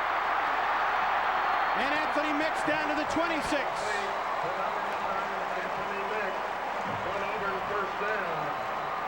Cox needed an extra count to find Mix open on the play. Yeah, he really did. And a great job here by Duckworth, the center. It's a 3-3 defense. Difficult to figure out who's going to come and who your man's going to be there. He points them out. They pick up the blitz, and excuse me, Jonathan Palmer at center. I apologize. Mix a couple catches on the afternoon. 1st and 10 at the Alabama 26. Cox sets up the screen and incomplete. Juwan Simpson came in and broke that up, and a flag goes down. There's a flag. I wonder if this may have been a legal man downfield for Auburn. That's kind of the area that it was thrown. Randy McDonald of Birmingham. Randy McDonald of Birmingham, please report to the main first. If this penalty is downfield, gets the offense, number 69. Pass across the line of scrimmage. It's a 5-yard penalty, still 1st down. Ben Grubbs, the left guard, downfield a little early on the screen. It's Auburn's first penalty of the afternoon. I'm going back to that throw by Brandon Cox on the previous play. One thing he has really done well, Andy, is short arm those balls when he has pressure in his face. He kind of has that flip instead of just a full throwing motion. So it's a good job of saving yourself from maybe a broken finger, broken wrist. Look at the penalty yardage. That was Auburn's first.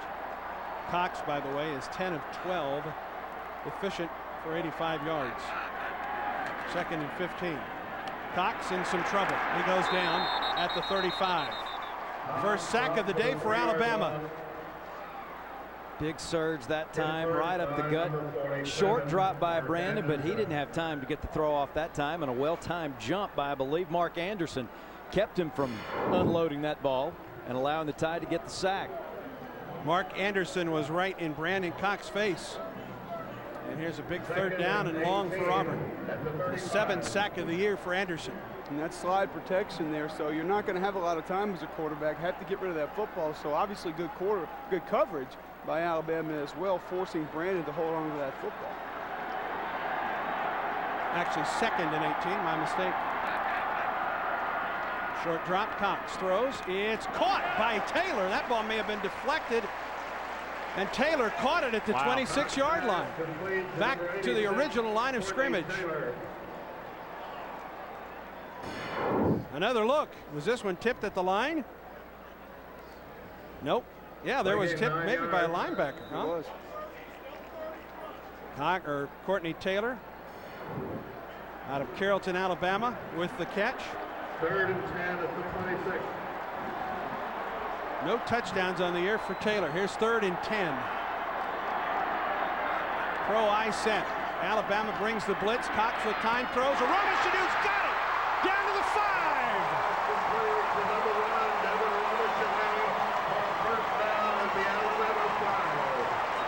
Good job, Auburn offensive line. One thing a defensive coordinator will tell you, if you're going to blitz, you better get there, because if you don't, somebody's going to come open. Anderson just couldn't quite get to Cox in time. Perfect pass to Aroma Shadou. And he almost slipped into the end zone. 1st and goal for Auburn at the Alabama 5. Anthony Madison, not bad coverage, but a great throw. A bullet right on the money by Brandon Cox. 115 yards for Cox on the afternoon. Roll out, looks, throws.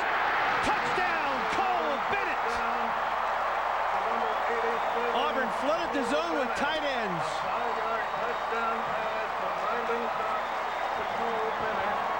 We saw on this drive where the running game began to go a little bit more, picked up some steam. And that's where the play action helps you out. Cole Bennett's going to sneak out. One thing Brandon Cox does so well on those play actions is just come out of the bootleg and get rid of the football. Cole Bennett's 2nd touchdown catch. He is the 8th different receiver in the first half to catch a pass from Brandon Cox. Cox's 2nd touchdown pass of the afternoon. Vaughn with the extra point. And with 2 minutes and 7 seconds to go in the first half, Auburn's lead expands to 21 again. 28-7, Tigers on top.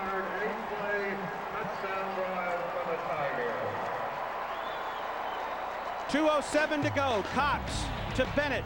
Touchdown Auburn. Tigers up 28-7.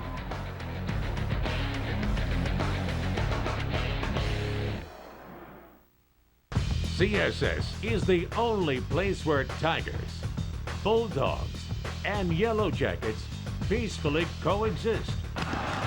Whether you roll with the tide or sing Rocky Top, follow the Hurricanes or the Gamecocks, CSS is your source for SEC and ACC football. Don't miss Miami Battle Wake Forest Wednesday at noon and 7 Eastern. CSS, your source for Southeast sports. So, son, what'd you do in school today? Well, first I went to spelling, and then that was over. And then study hall, and then that was over. And then it was lunchtime, so I went to lunch. And then I ate it, and then lunchtime. The less art then kids we get, had recess, and then that the was more it over, shows. and school was over, and now I'm here. Are yours getting enough? Sounds like yesterday. Art. Ask for more.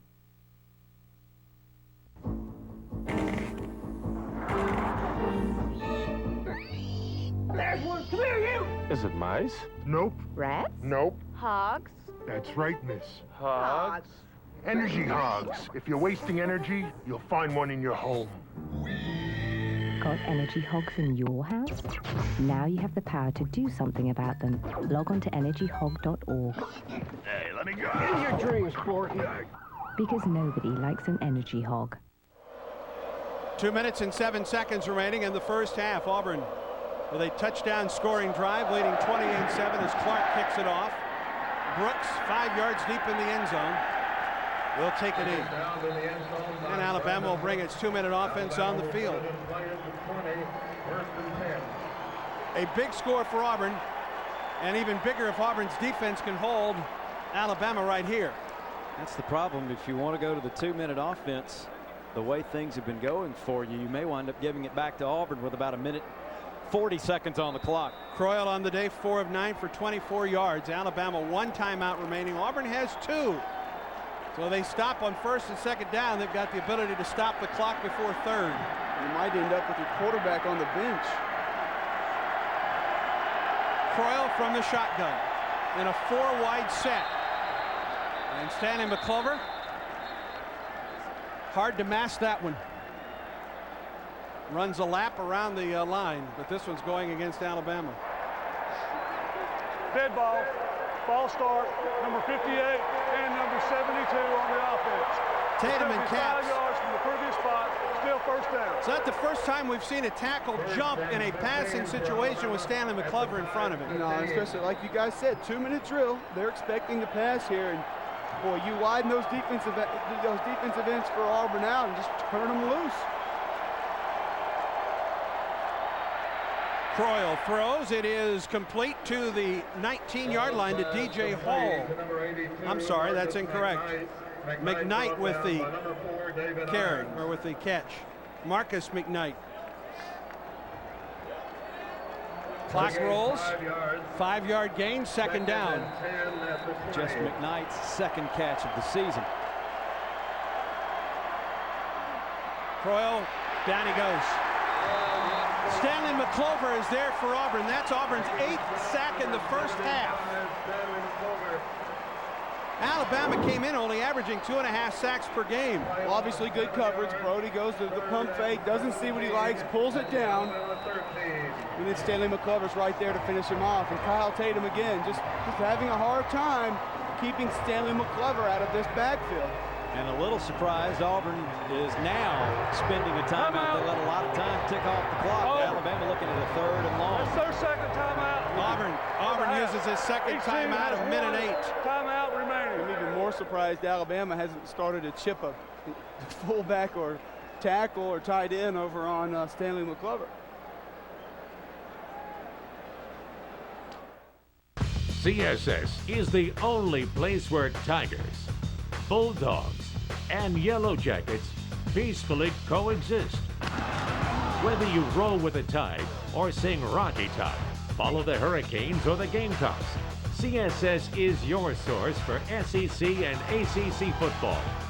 Tune in Monday at noon at 8 Eastern as Tennessee takes on Vanderbilt. CSS, your source for Southeast sports. My name is Izzy Paskowitz, and I've been running surf camps for autistic kids for 7 years.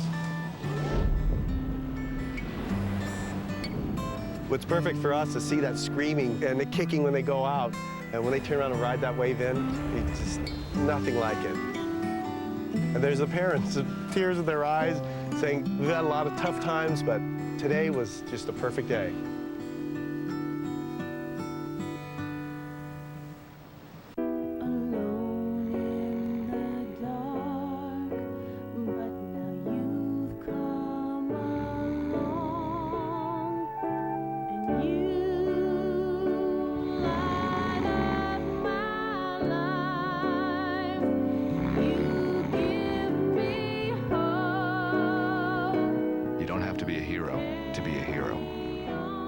Adopt a child from foster care. Just being there makes all the difference.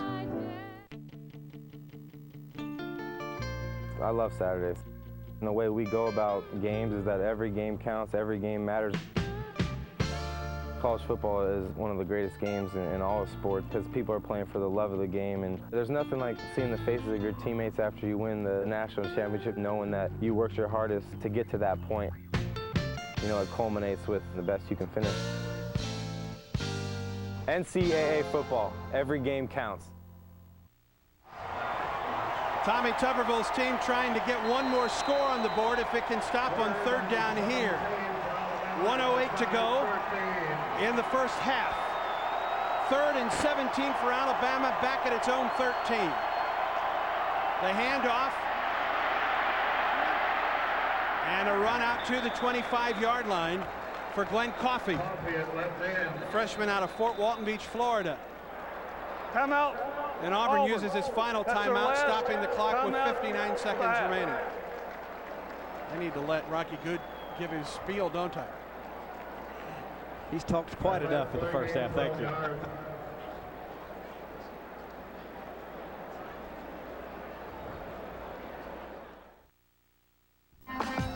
Get all the college hoops you can handle with the ESPN Full Court pay-per-view package.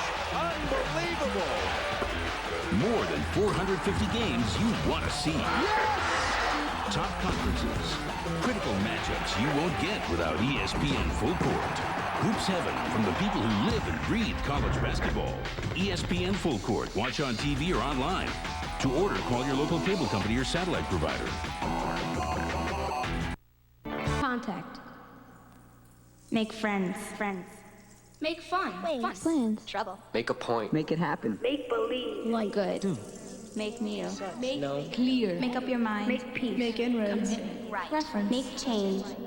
Change. Make exceptions. Make hate. Make something. Make a stand. Make art. Make a difference. Make a difference.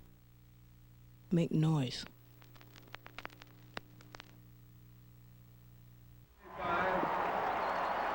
Jeremy Schatz getting set to punt for the 7th time in the first half. Trey Smith stands at the Auburn 35 to receive this punt.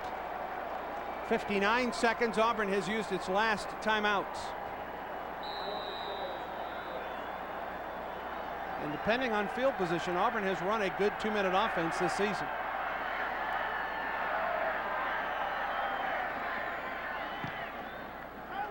End over end.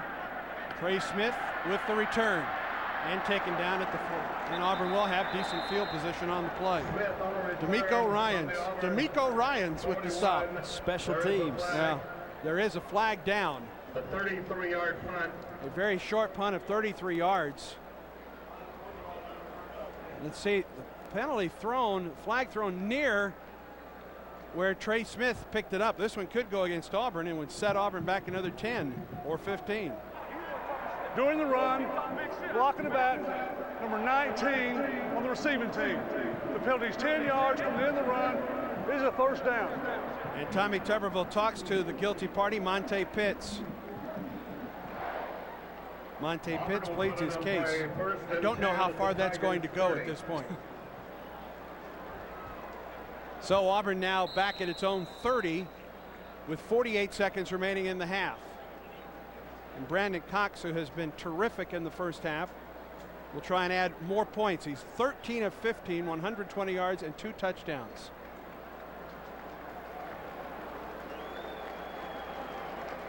And Auburn will just take a knee.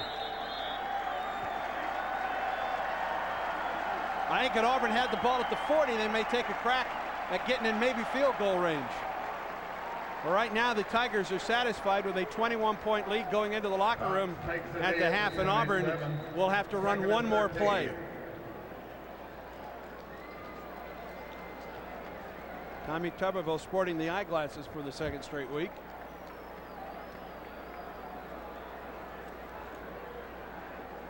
And the first half is over.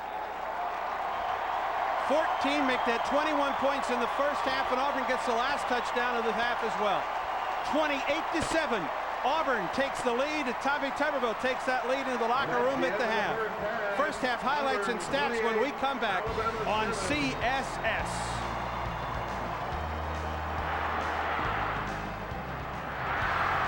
And with 13 minutes, 30.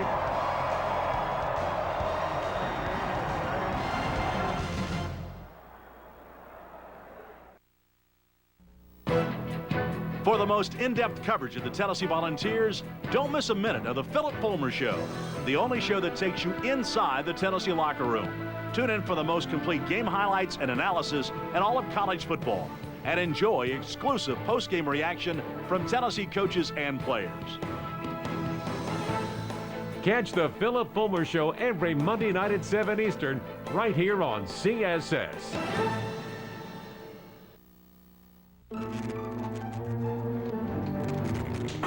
Hey, kid, what's shaking?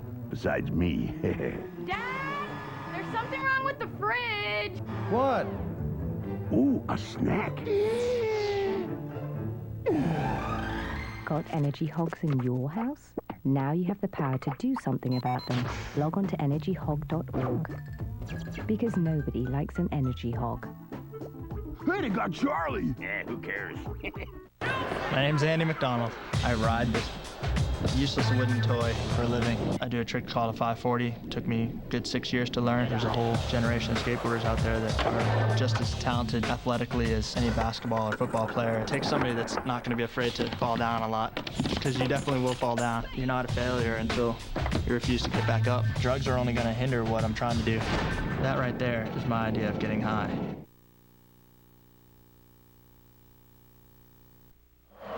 28-7 Auburn over Alabama going into the third quarter on CSS. Cole Kublik, David Crane, Andy Burcham, our entire CSS crew. With you from Pat Dye Field at Jordan-Hare Stadium. Christensen to kick it off to Auburn to open up the second half, and a good kickoff that sails out of the back of the end zone. I'll look at the highlights from the first half. Boy, it was all Auburn in the first quarter, that's for certain. Here's the court touchdown by Castile, getting Alabama on the board. For Auburn, the Tigers scored early and often. Ben Obamanu going 55 yards on this reverse. And then Brandon Cox with his second touchdown pass of the half to Cole Bennett. 1st and 10, Auburn at its own 20-yard line.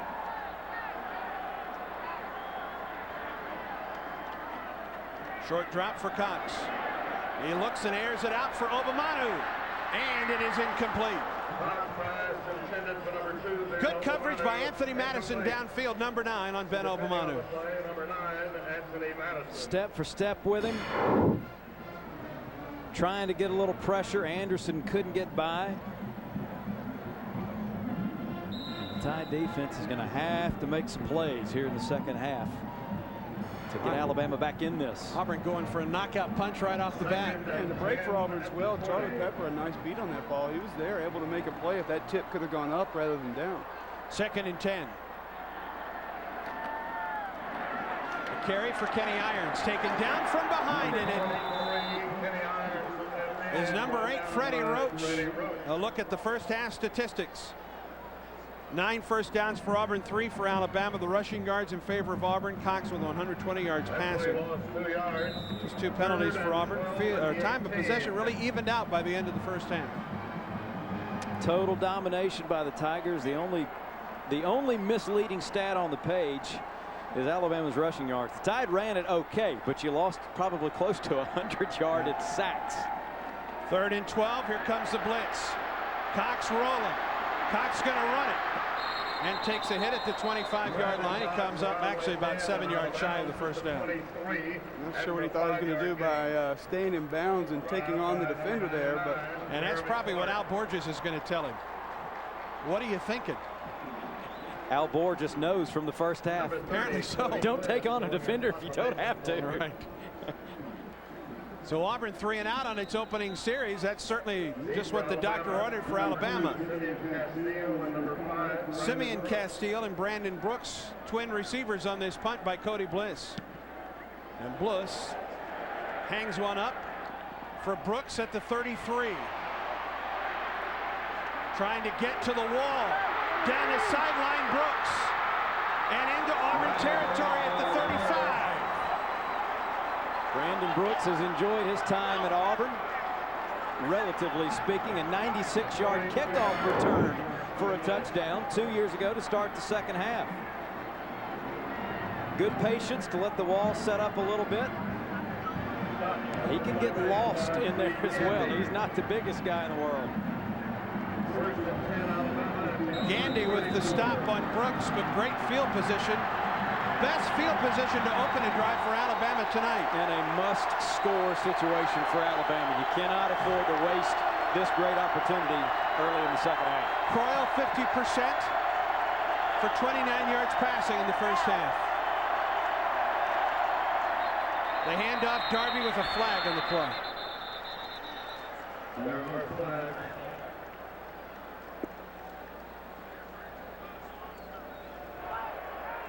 Dead ball. Ball start. Ball start. Number 59, offense. Penalties 5 yards from the previous spot. Still first down. 6th penalty for 37 yards or 36 yards charged to Alabama. You're at a point now down 3 touchdowns on the road. You just can't afford to make any mistakes at all. And now you're looking at 1st and 15. Back to the 39. McClain in motion. The draw to Darby. Nice cut by Darby. Another nice cut. Back to the 30-yard line. A 10-yard gain on first down for Darby. He's been awfully strong in the second half most of this season as well. He doesn't need a whole lot of daylight. Just give him a little crack and you see those feet. Keeps him moving all the time, shifty, side to side. Tough guy as well. Only 3 other Alabama running backs with back-to-back 1,000-yard seasons. Among the 3 of the very best: Johnny Musso, Bobby Humphrey, Sean Alexander, and Kenneth Darby. Again, Darby with a surge right up the middle and into the Auburn secondary before Will Herring brings him down, and an Alabama first down. Darby last year, 14 carries, 49, actually in his career against Auburn, 14 carries, 49 yards, but last year he was another one of those walking wounded for the Tide. He had surgery after the season for a sports hernia, and that was the game last year, the Auburn game, where everybody really knew that he was not 100%. He has 77 yards rushing tonight. First down at the Auburn 17.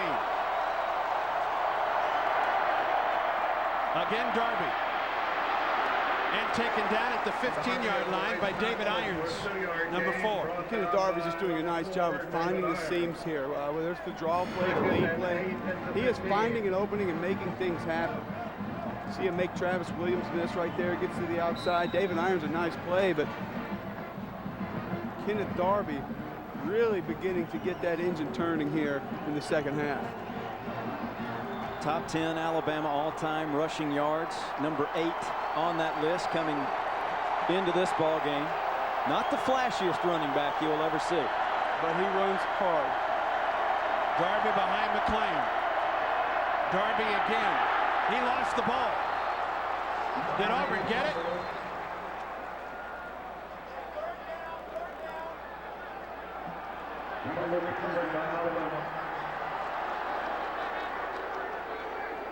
I think they're going to rule he's down. An Auburn player came out of the pile with the football. Yeah, there's the third down call. The exchange wasn't the best. There, it's on the turf, and Darby just fell on it. Croyle collided with McClain, the fullback. Another mix-up in the Alabama backfield. You've seen that a couple of times today. 3rd and 9. Alabama 1 of 8 on third down in the first half.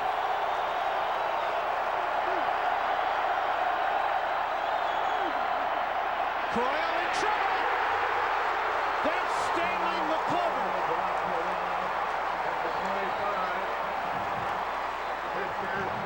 Welcome to the big time, Stanley McClover. The stage was set, he came in, the situation was presented to him, and he has taken full advantage. McClover's 9th career sack. Or that's Auburn's 9th sack on the day. My mistake. He got them all today. Yeah. Kyle Tatum, he's getting to the point where he wants to try to make an adjustment, opening up his hips directly to the sideline at the snap of the ball, and can't do that against a speed rusher. This would equal the longest field goal of the year for Christensen. And it is right down the middle from 43 yards. So Alabama gets points on its opening drive, but a big third down quarterback sack for Auburn. 10-12 to go, third quarter. Auburn 28, Alabama 10. You're watching CSS, your source for Southeast sports.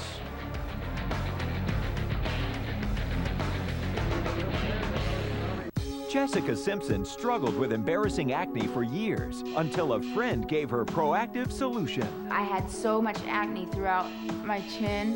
When they shot my videos, they would have to go in and digitally fix my chin.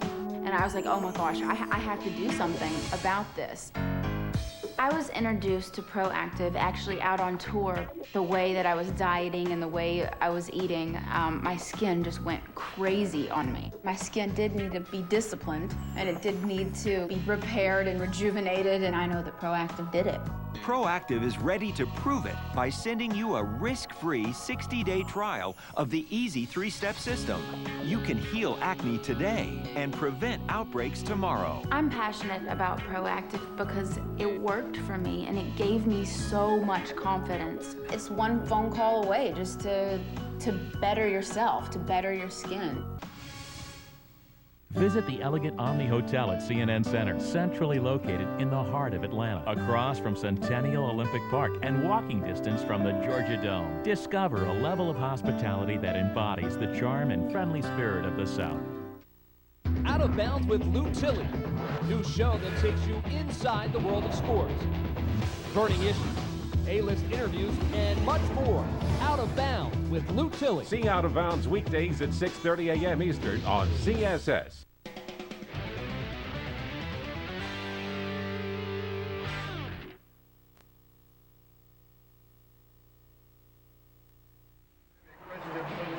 (28-10). 10-12 to go, third quarter of play on CSS. Catch back-to-back college football replays Tuesday on CSS, starting with Georgia and Kentucky at 7. Then 9, it's Georgia Tech and Miami finally facing off after the original matchup postponed due to Hurricane Wilma. College football is on CSS, your source for Southeast sports. Christensen with a 43-yard field goal, making it an 18-point Auburn lead.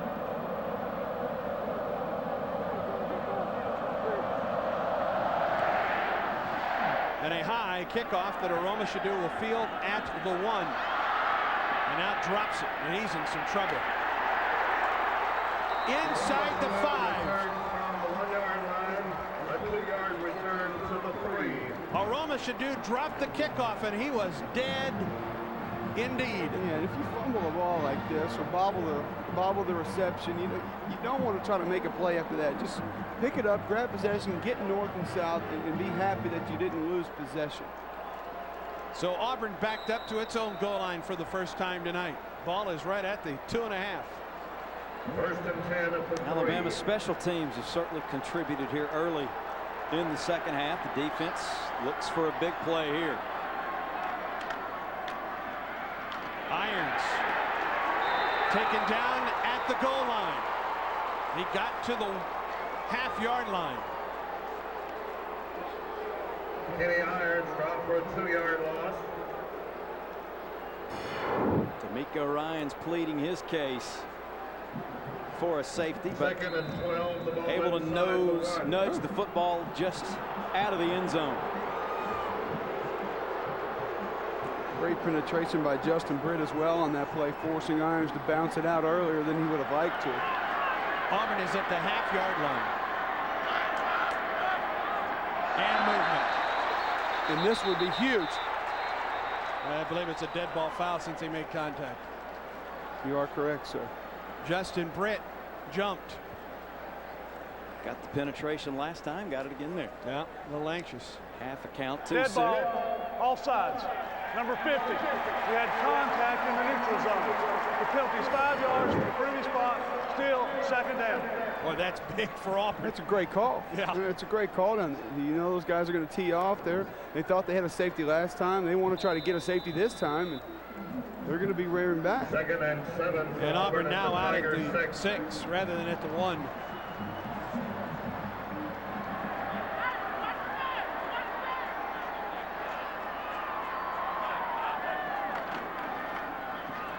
Irons gets positive yards, but not much. Irons the right end. Juwan Simpson got the first surge on the play, and Irons was able to sidestep him. Kenny Irons has been held in check this afternoon. You look at his track record coming in, Andy. Big game after big game. Alabama knew this was going to be an aspect of Auburn's offense. They had to slow down. Well, Irons had rushed for at least 100 yards in the last 5 games. Auburn 3 of 6 on third down. Cox on the roll, throws it away. Obamanu, the intended receiver, and Auburn will punt it away. Cox had time. Kenny Irons a good job. Steps up, takes on the blitz. Looked like he got his feet set there. Maybe rushed that pass. Well covered in the secondary for Alabama, so the Tide able to overcome that jump. The offsides penalty gave Auburn a little breathing room. The Tigers still have to punt it from the end zone. Brandon Brooks. Brooks and Castile at midfield. Cody Bliss is asked to boom one here for Auburn.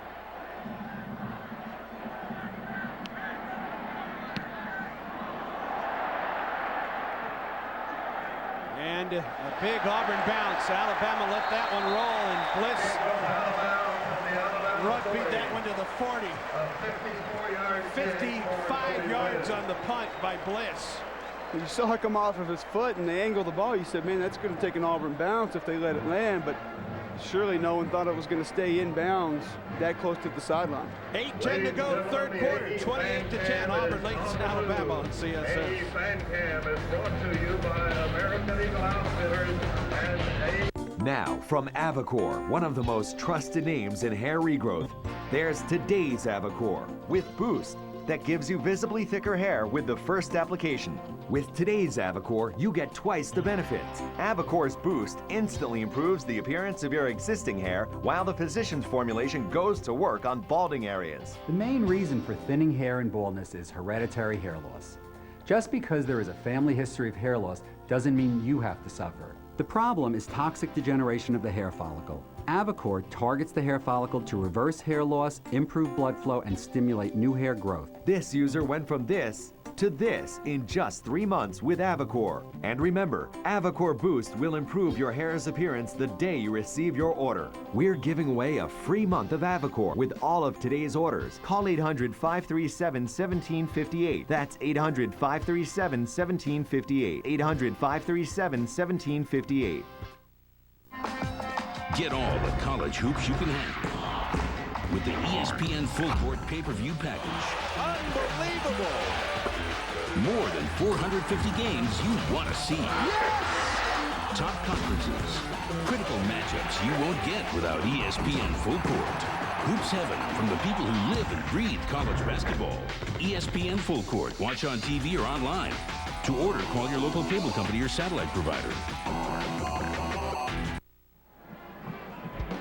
28-10 Auburn, third quarter action, 8:10 to go in the third.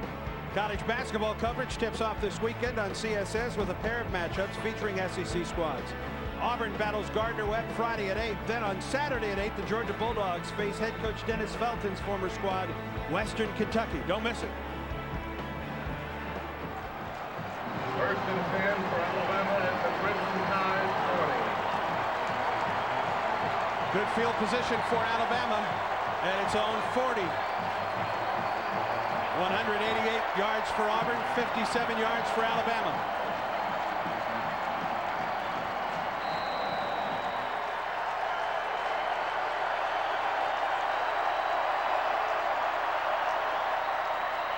Croyle on the rollout. And he throws it away. That's a good job to avoid the sack of Marquise Gunn. And Auburn has had some sacks, Cole Kublik, this afternoon. They really have. A lot of pressure on Brody Coyle. This offensive line has had breakdowns. They've had blown assignments. And then obviously just a lot of individual effort and team effort from this Auburn defensive front. Brody Coyle just in trouble all day. Has not been able to get comfortable. When he has had time, which has been, you can probably count those on one hand, he's looked pretty efficient and looked good, but just hasn't had the ability to sit in that pocket and use that rifle arm that he has to Alabama's ability. 9 sacks for Auburn in movement on the right tackle. Either the tackle or was it Walker, the tight end? I think it's Walker. Ball start, number 88 on the offense.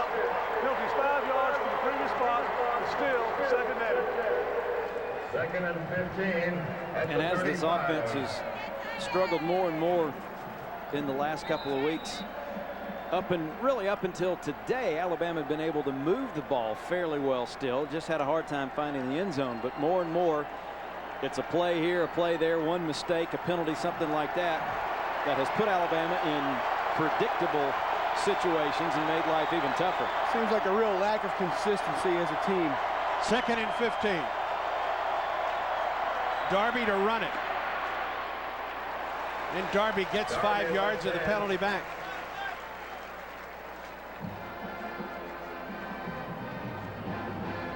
It is a still relatively inexperienced group up front. You've got a sophomore, a redshirt freshman, a senior that moved over from the defensive side of the ball, a redshirt freshman, and a junior that was also a converted defensive lineman. That's the starting 5 right now for Alabama across the front, and it is showing more and more times. Auburn had, excuse me, David. Auburn has 9 sacks. Here's 3rd and 10. There's 10. Stanley McClover, the Predator. His first by number 75, Stanley McClover. I think somebody on the Alabama sidelines would say, how about if we're going to pass, find 75 and make sure you guys block him first. I don't care if it takes all 5 of you. One-on-one situation again. He comes around the corner. Cody Davis, the man that got beat that time, another redshirt freshman in there. Alabama unable to do anything with good field position except go backwards.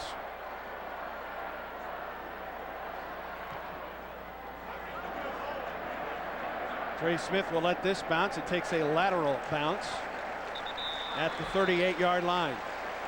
And good to see Stanley had this type of game in this setting, Andy. He's been knocked this year, had some injuries, ankle's been banged up. A lot of people have questioned his, not so much character as maybe effort. And in the last couple of games, he really has stepped up. We really saw kind of the Stanley McClover from a year ago. We saw him kind of step up at the Kentucky ball game. You're right. And tonight may be an all-timer for Stanley. 6:31 to go. 3rd quarter, 28-10 Auburn on top.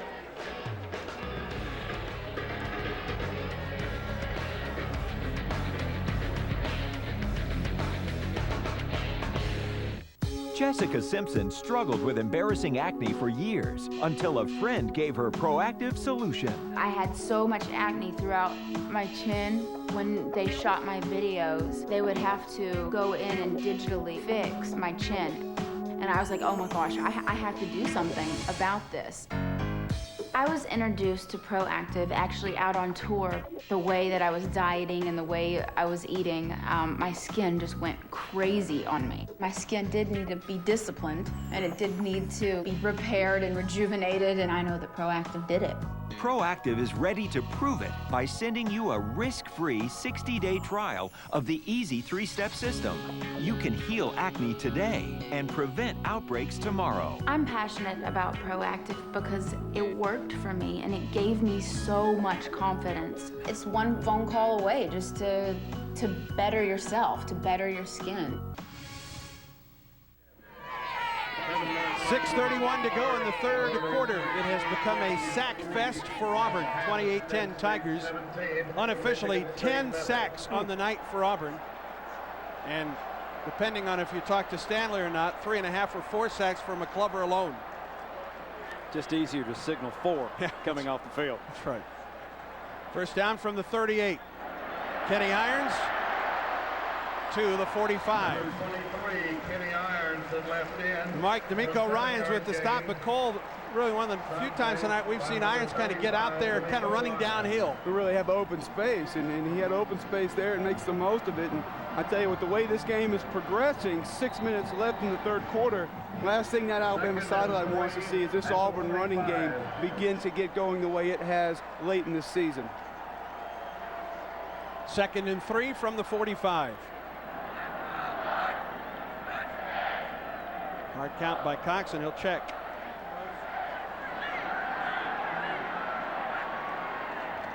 The draw play to Irons. And Irons is drilled at the line of scrimmage. Kenny Irons stopped for no gain. Mark Anderson, I think, either he or Freddie Roach. Freddie Roach on the hit. Freddie Roach having one heck of a game tonight. He's showing that he can definitely make some solo or individual tackles.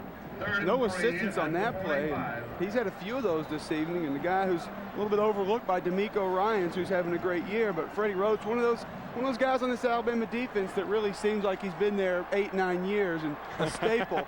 he's played so much and having a great game this evening. Roach with 10 tackles on the night. Here's 3rd and 3. Blitz is on. The throw incomplete. Intended for number 9. Brandon, no question, had to rush the throw. There was good pressure by Alabama. He had Mix and Taylor open on the play. It's a good job with the delayed blitz. They show it. D'Amico Ryans comes late, and I think the Auburn offensive line was fooled by his delay. By showing that early, maybe they backed off, went to help someone else, or didn't pick it up, and D'Amico Ryans comes free, forcing Cox to get rid of that football early. Cody Bliss to punt this one away. And that will bounce it into the end zone. 55-yard punt for Bliss. And Alabama will have 1st and 10 at its own 20. That almost checked up for Bliss at about the 10. Yeah, good. Introducing the breakthrough golf discovery of the millennium, The Rock. Used by pros, adored by the average golfer, the results are the same. This golf club face is stronger than any other golf club in the entire industry, ever invented, all time. What makes this golf club the best? Designed with new integrated web technology and manufactured with a revolutionary new material called composite resin. We're confident that your drive will be longer, straighter, and more consistent. So when they came out with this new product called composite resin, they actually got a face that was much harder than titanium, steel, wood, graphite. This is the next generation golf club. See, it's straight, but I still don't feel like I hit it very well. And that was off the toe, and it was killed. We guarantee that you'll find The Rock the most satisfying golf experience or your money back. Order The Rock for only 5 easy payments of $29.99. Plus, call and order right now, and we'll make 1 payment for you. That's only 4 payments of $29.99 for the absolute best golf club. Call now. 4:50 remaining in the 3rd quarter. 28-10. Auburn leads Alabama. 1st and 10 for the Crimson Tide at its own 20.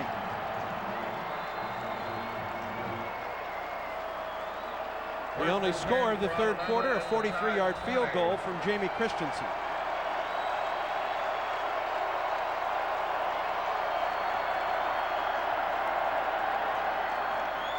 The run by Darby.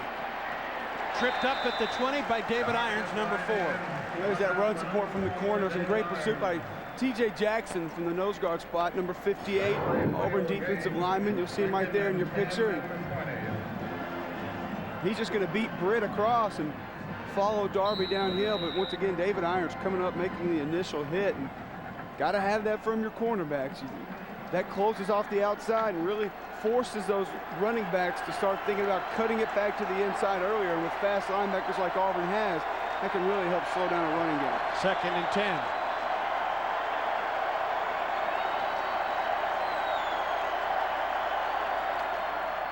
Again, Darby, and taken down by Travis Williams, number 51. Travis Williams makes the tackle, but a really nice job by Kevin Sears, not getting caught up too far inside there. Darby's going to bounce this out, and Kevin Sears could have lost containment there. Forces Darby to bounce it out a little bit more than he would have liked to, allowing Travis Williams to come over the top and make the play. Alabama is 10% on 3rd down tonight, 1 of 10. And you wonder how many of the sacks have come on 3rd down. Well, the last one did.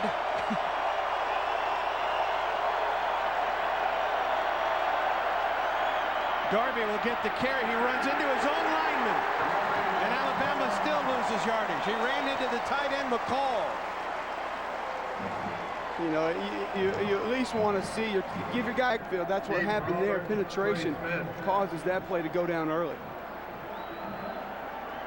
Jeremy Schott about to punt for the 9th time tonight.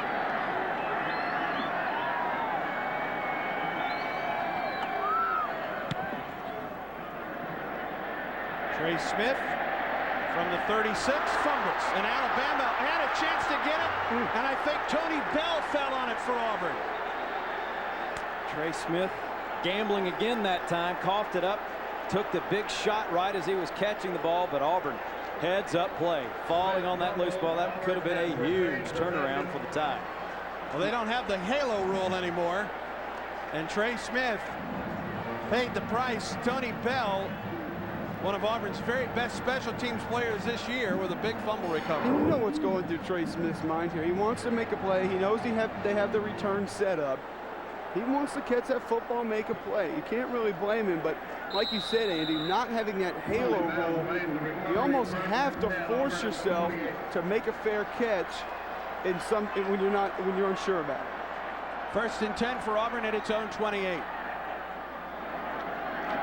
Cox on the rollout. Looks downfield, throws, is knocked down. Ben Obamano was the intended receiver. Knocked down by Ramsey Robinson. Everybody stayed at home that time. The play that has been in the Auburn offensive playbook since the first season of football here on the Plains. The bootleg after the fake, looking for the tight end, but Alabama did a nice job of staying at home and really nowhere for Brandon to throw that one. 13 of 19, 120 yards and a pair of touchdowns for Cox, making his first start in the Iron Bowl tonight. Irons will get the carry. Irons with a nice cutback. Kenny Irons has an Auburn first down. Well, 2 first downs in a row in the last 2 drives. Kenny Irons has had success, and now we're down to 2 minutes in the third quarter. We'll see if Auburn can continue this momentum. You see Ben Grubbs out front, Jake Slaughter. A little bit of over pursuit by that Alabama defense, and Irons can make that cut. Let me check, and we'll see if that is a first down. They're going to measure. Irons officially on the night, 15 carries, 36 yards. Alabama's done a good job against Irons.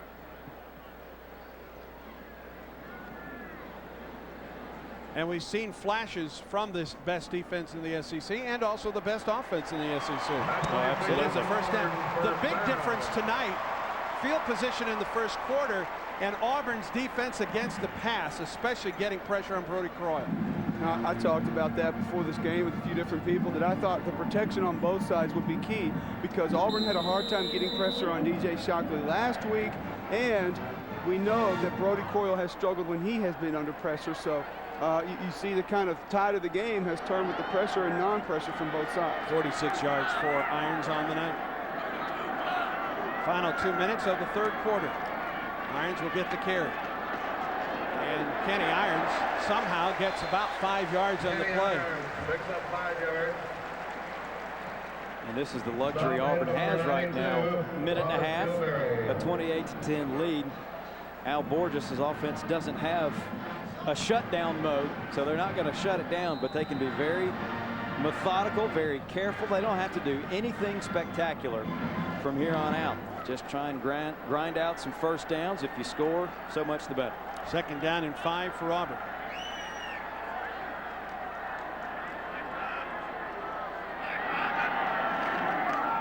Irons again the carry.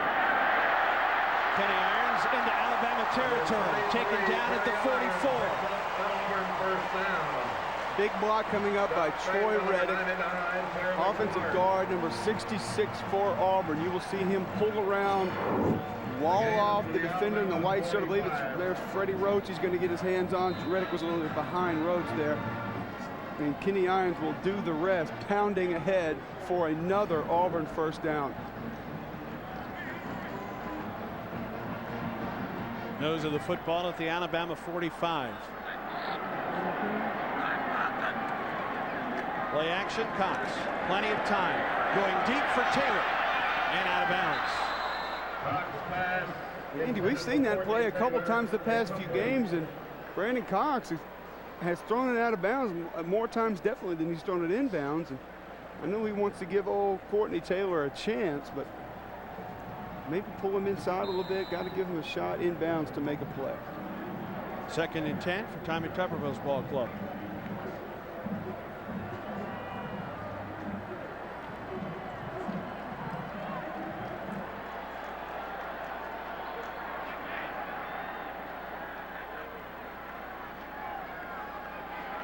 Irons to the corner. Irons to the sideline for an Auburn first down. And you kind of get the idea, Cole, you've talked about it. Auburn's starting to find a rhythm in the running game. And Kenny Irons is going to go down early on this play intentionally. He could have fought for a few more yards and probably been pushed out of bounds. But a nice job going down to keep that clock running after they moved the chains. And Jake Slaughter, one of the unsung heroes along this Auburn offense, going to have a nice lead block on that play as well. And this Auburn team will go ahead and take a 28-10 lead to the fourth quarter. From Pat Dye Field at Jordan-Hare Stadium on the campus of Auburn University, the third quarter has come to a close. Auburn 28, Alabama 10 on CSS, your source for Southeast Sports.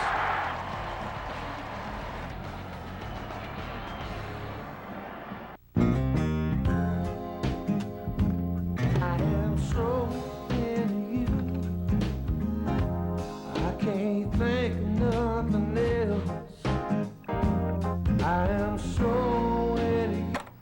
Roger, it's 2 o'clock in the morning.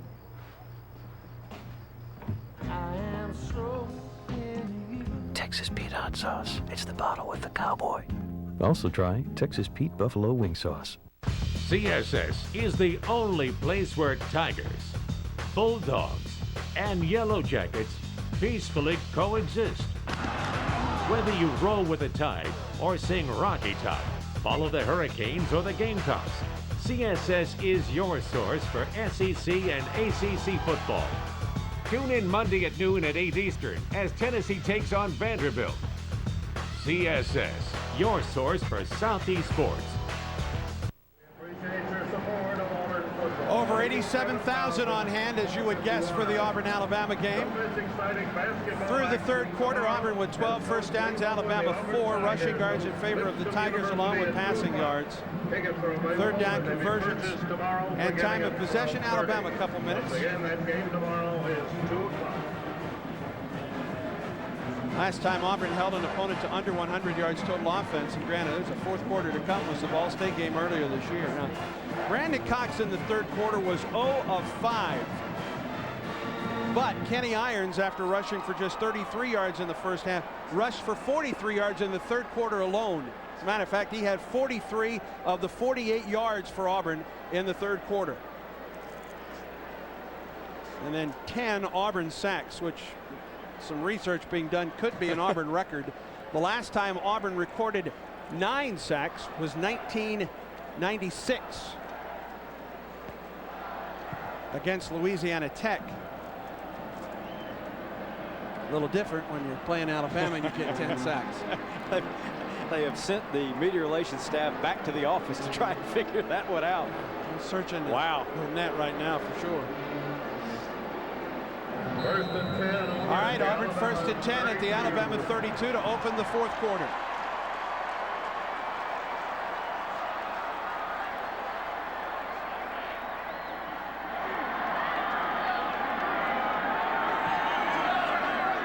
Slaughter and Irons in the eye, and Irons will get the carry. And Irons gets maybe a yard and a half, and that's about all. Stop up front by Mark Anderson, number 47. Auburn going to stick with the running game. Just the lead. Mark Anderson comes over, makes a nice play. Wallace Gilberry with a late little slap to the head there. That was a love tap. Second and 8.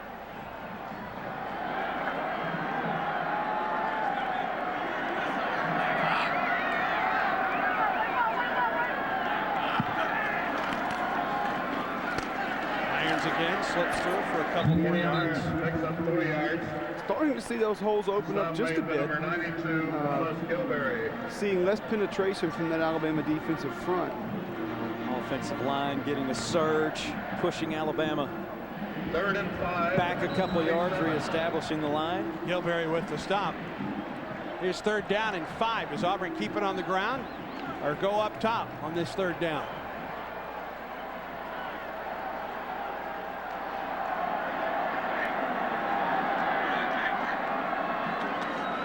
Cox throws, it's complete to Nix, but taken down for a 2-yard loss. Charlie Pepra on the stop against Mix. Cox was fortunate to get rid of the ball at all. They're going to bring the blitz, and they bring it on a play action. Brandon Cox, nice job. Kenny Irons stepping up, taking on that blitz, gets rid of it just in time. Mix makes the play, but Charlie Pepra, nice open field tackle. John Vaughn on to attempt a field goal. His longest at Auburn is 39 yards. John Vaughn into attempt of 46. This is a 46-yarder. Vaughn, one of the heroes last week, 20-yard field goal to win it against Georgia.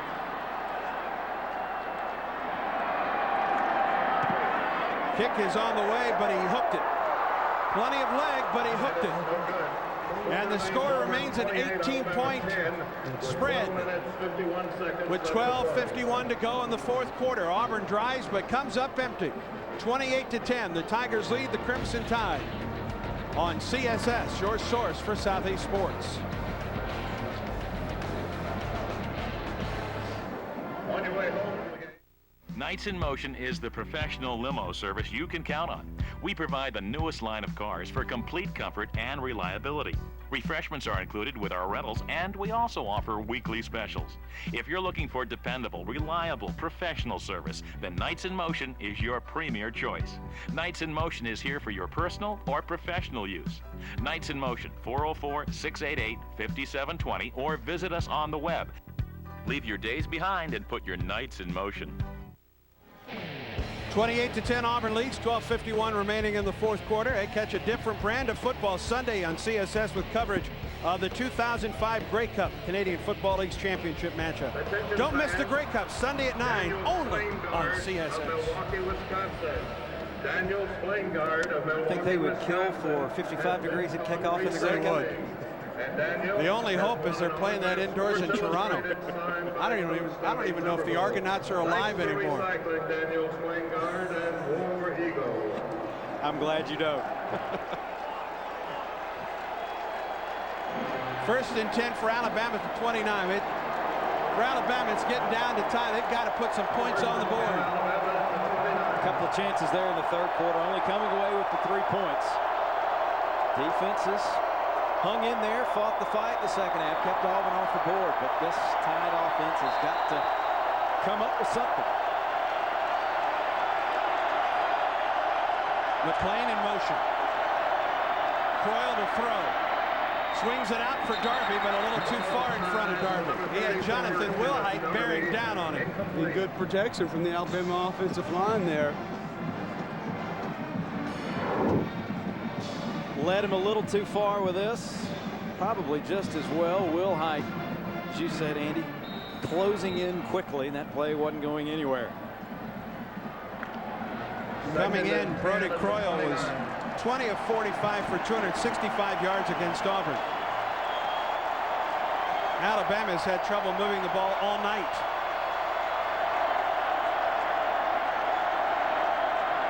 Deep drop, Croyle with some time, throws complete. Darby gets away from a couple linebackers and fights his way to the 40. That's a first down for Alabama. Jonathan Wilhite finally made the stop for Alabama's 5th first down of the night. I say that last play was going nowhere. If he'd have caught it, we never know, because he showed some pretty moves on this play. Croyle dumps it off to him, sheds one man, stiff arms another, fights for that last yard to move the chains. Left Dede and Williams in his wake. First down to the 40 for Alabama.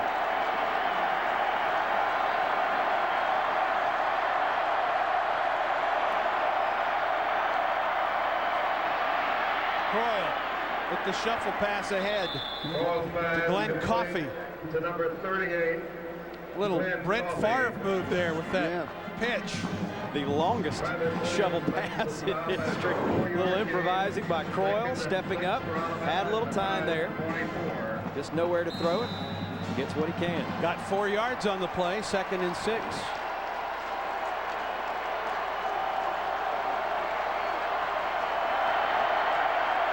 Croyle has completed his last 2 passes and looks across the middle, incomplete to the tight end Walker. Right down the middle of the field, and Brock and Herring converging on Walker. First time he's had time to try a deep ball of any substance. Decent coverage by Travis Williams. Croyle had to try and throw over the top of Williams. Yeah, not a bad throw. Just Walker couldn't get over in front of it to make a play. Alabama 1 of 11 on 3rd down. The Crimson Tide needs 6. Listen to the crowd.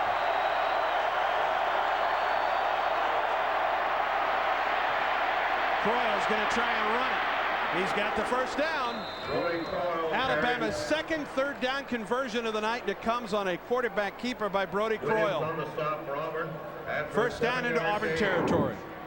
Stanley McClover again, you'll see him fighting through the double team. He will force Brody Croyle to step up in the pocket, and then just Auburn loses contained in that rush lane. Croyle, a nice job up ahead to get the first down. Needed 6, got 7. First down to the Auburn 49.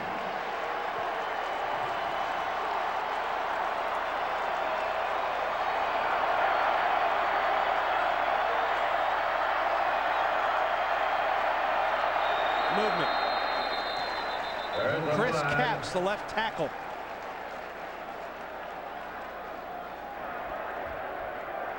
Dead ball. Ball start. Number 72 on the offense.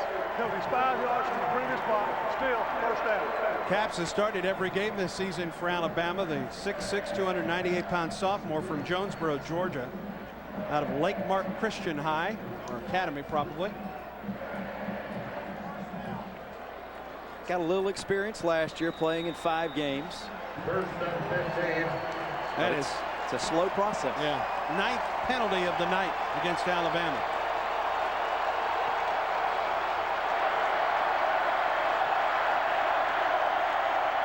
Darby on the carry.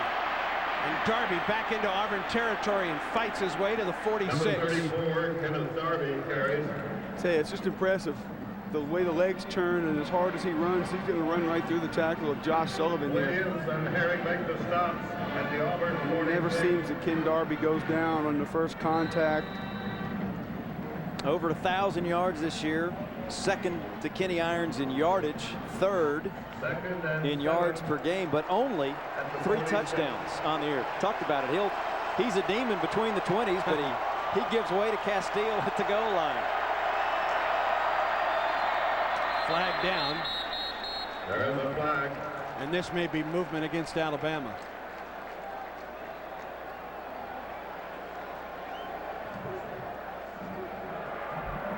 Dead ball. Ball start. Number 61 on the offense. Penalties 5 yards from the previous spot. Still second down. Redshirt freshman B.J. Stabler out of Grove Hill, Alabama, Clark County High. Started the last 8 games, got his first start in that impressive win for Alabama at USC. That's South Carolina. The other USC. Yeah. And Brody Croyle was quoted as saying with the new center how it has erupted their timing, and they've had problems getting their timing back the way it was when Clausner was in. And we've seen that tonight with a handful of false starts. Darby the man in motion as Croyle drops the pass. Across the middle and deflected. Travis Williams deflected that one away. Was intended for number 22, DJ Hall. Boy, Travis has been great in coverage tonight. That's one thing you get with a group of linebackers that are so fast. Pretty good protection. He's going to step up. Travis just comes into the screen late, and Eric Brock seemed to be there to make a play as well. What a great deflection, great play that far downfield for a middle linebacker. It's pretty impressive. 3rd and 12. Alabama 1 of 4 in the second half.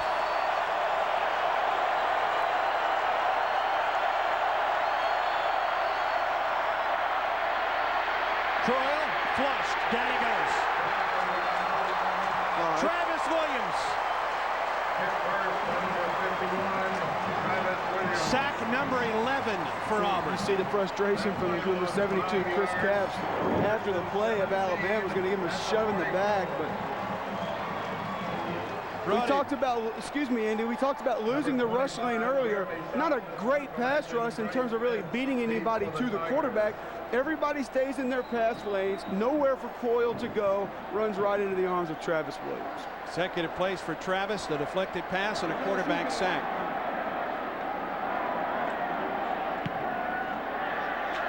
Short punt, fair catch called by Trey Smith, and a good bounce for Alabama. The ball hugs the 10-yard line. Number 10, a 46-yard punt for that. 46-yard punt for Jeremy Schatz. 8:35 remaining. Tigers up 28-10 on CSS.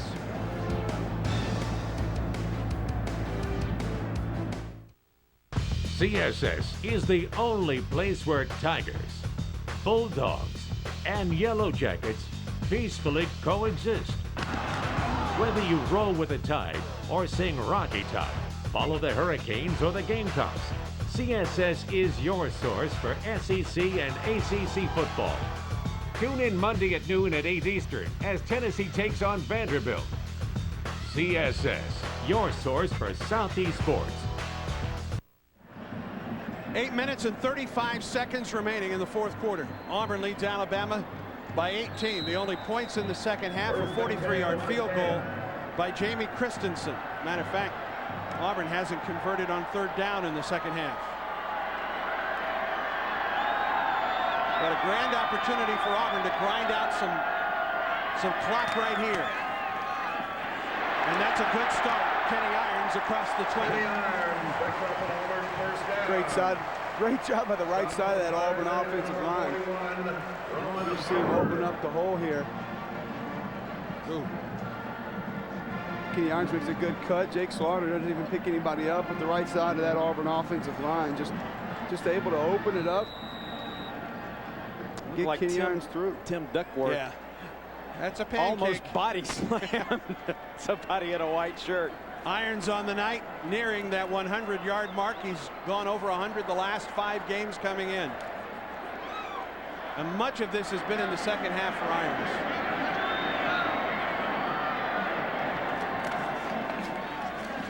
Irons taken down from behind.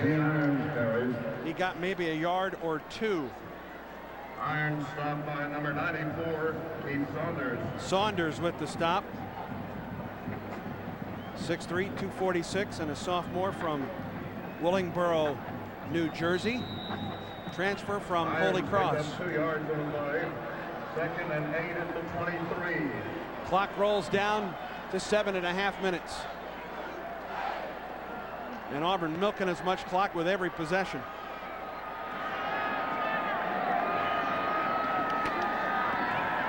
Handoff to Irons, and Irons twists to the 25. He got a couple. Irons picks up 2 yards. Irons now with 63 yards in the second half tonight on 14 carries, the second half alone. You know, Andy, and you mentioned in one of the breaks, SEC Offensive Player of the Year, and Kenny Irons runs for 100 yards again tonight. If he gets to that mark, he's got to be considered for that mark. And considering a guy that came out of two-a-days, unsure of how much playing time he was going to get, wasn't really a solid even number 2 for this Auburn coaching staff. Very impressive effort on his part. 3rd down and 6 for Auburn. Irons will get the carry, and he's tripped up in the backfield. Roman Harper, the free safety, coming in to take down Irons. Timeout, Alabama. Stops the clock with 6:32 remaining in the 4th quarter. Auburn got 1 first down on the drive and took about 1.5 minutes off the clock. 28-10, Tigers lead it. Auburn to punt it away when we come back on CSS.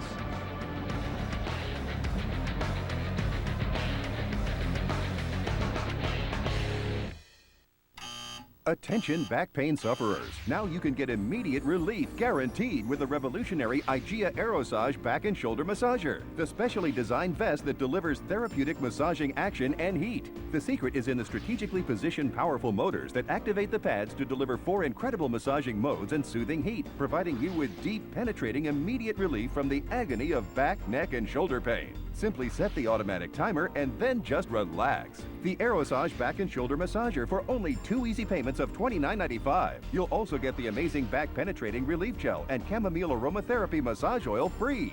Call now and we'll send the incredible Aerosage massaging boots to soothe and comfort legs and feet. A $40 value free. There's still more. Call right now and get a second Aerosage massager free. Just pay shipping and handling. You get it all. Call now.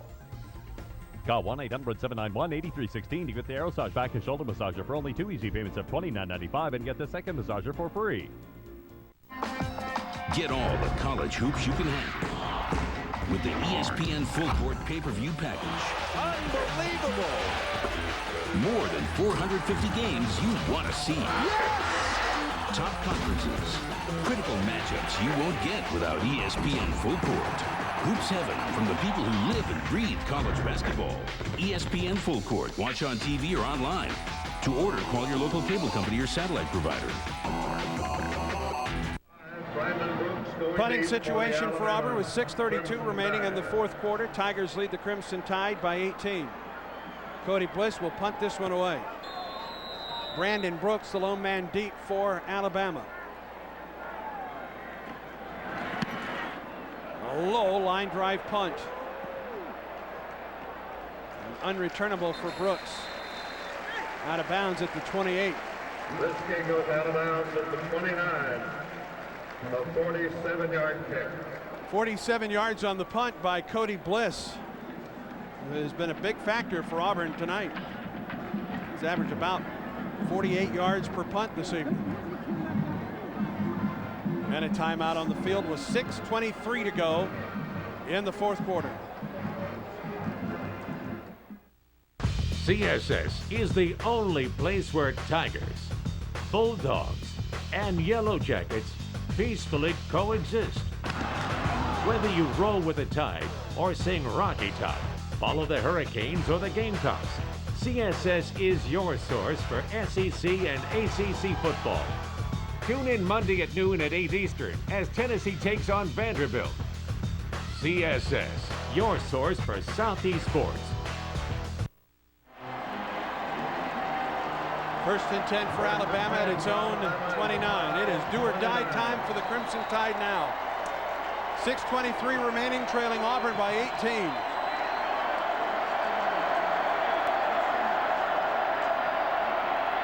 Croyle with time across the middle. Caught by Walker, the tight end. What a catch. What a grab. Protection that time. Brody able to step into it, deliver a strike. And tell you what, only one wide receiver has made a catch today for Alabama. Tight ends have caught a couple, and none prettier than that one by the redshirt freshman. 35-yard one-handed grab by the Brundage Alabama freshman. That surpasses all of Alabama's offensive totals in the second half until that point. Croyle took the time, throws, and overthrows Keith Brown. One-on-one coverage with Jonathan Wilhite, number 24. A couple of drops today by the wide receivers, as we said. Marcus McKnight is the only wideout to catch a pass today for the Crimson Tide. That one just a little too tall for Keith Brown. T.J. Jackson in the face of Brody there as he attempts the pass. Second and 10 at the 37. Clock stop with 5:53 to go.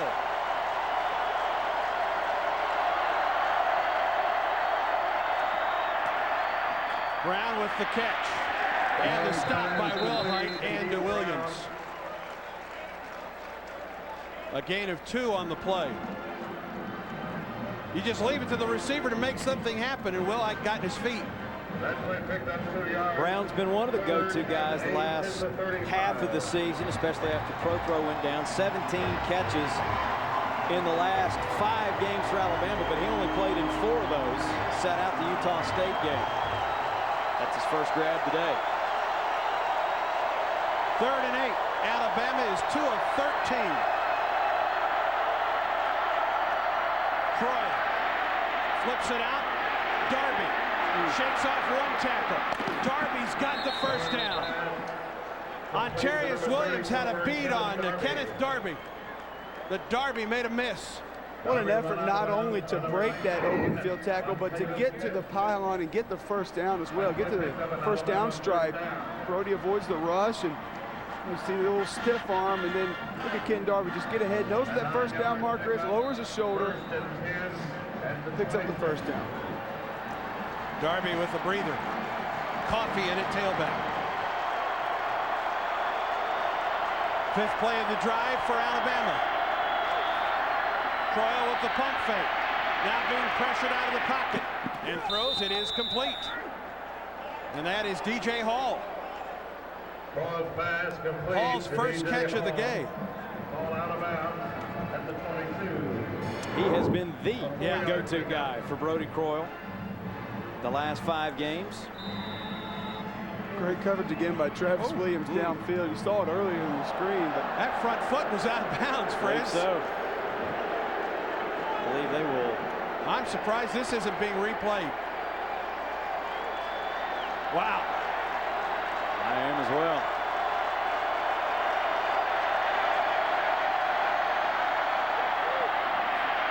Croyle steps up, Hall again. And DJ Hall down to the 12-yard line. Actually the 13 before he's hauled down. Kevin Sears on the stop for Auburn. Hall with 619 yards, but coming into tonight, he had 32 catches, 388 yards since the injury to Prothro. And like I said in the opener, I thought the way to slow this Alabama team down was to double team, do whatever you have to do, stop DJ Holland and contain Darby. To the end zone, knocked away by Will Hite. Keith Brown, the intended receiver. Boy, I tell you, if Will Hite doesn't swipe as hard as he does at this ball, Will Herring might be able to come over and grab an interception. But a great play nonetheless. Pretty good protection for Coyle. They're going to throw the fade. And just a nice swat. There was Will Herring right there. Maybe he's trying to get over to Herring and just mistipped it there. It was a great play by Will Hite. Certainly was. Here's 2nd and 10 from the Auburn 13.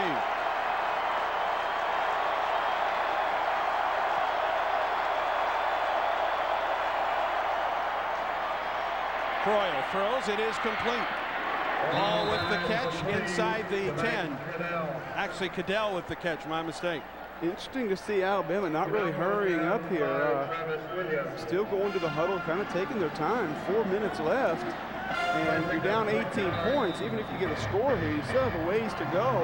Auburn will let them dink and dunk their way. Even if they give up a touchdown here, I'm sure Tommy Tuberville, David Gibbs, defensive coordinator, are thinking, hey, if we run another minute and a half, 2 minutes off the clock and they score, we'll take that all day. Alabama number 8 in the country, Auburn number 11. 3rd and 4 for the Tide.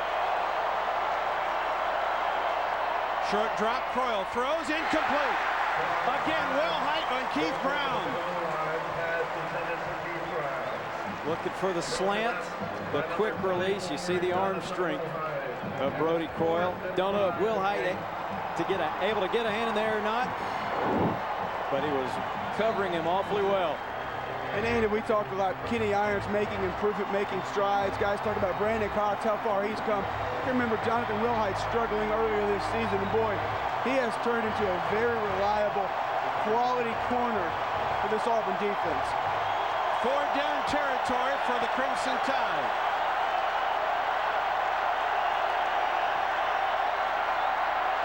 Croyle, good night. Ontarius Williams got him.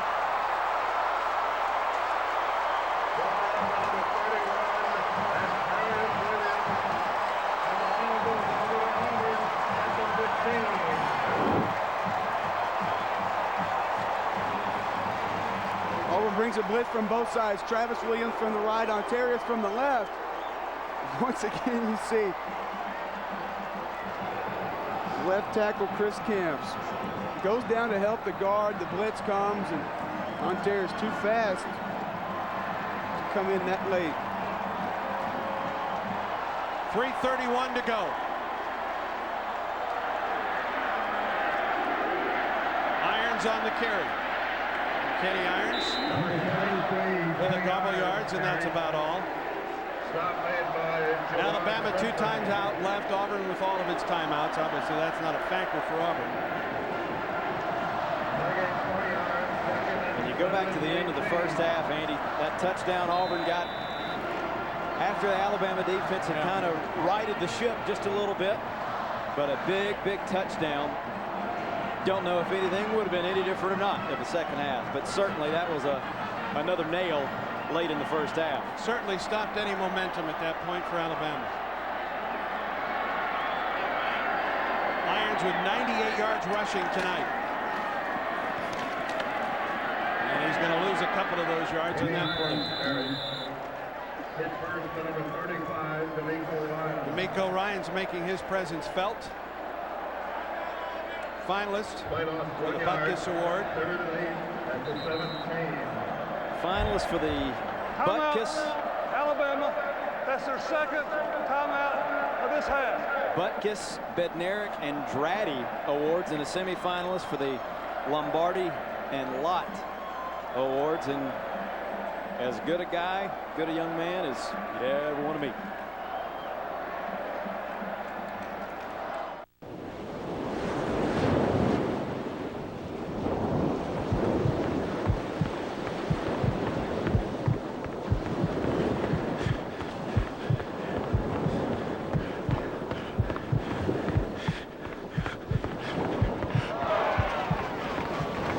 Join us on February 19th or visit a1amarathon.com. Thank you to our sponsors.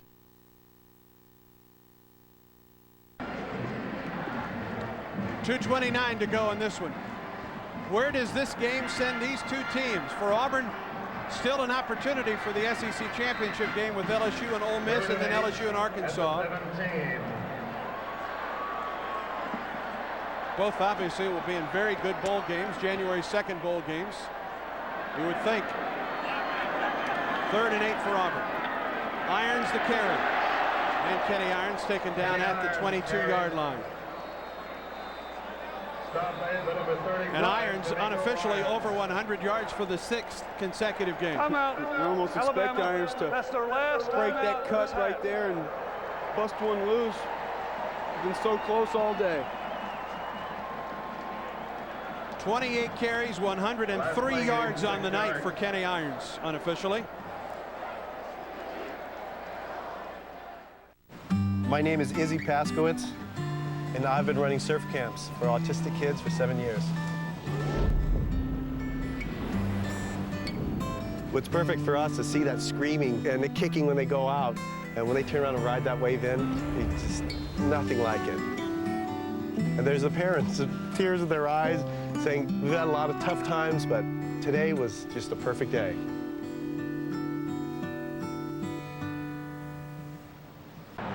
Cody Bliss going in punt formation for Cody Auburn. Bliss will punt this one away for Auburn.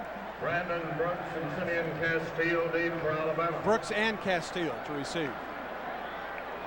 Bliss, 6 punts for 49 yards tonight for the Brentwood, Tennessee native.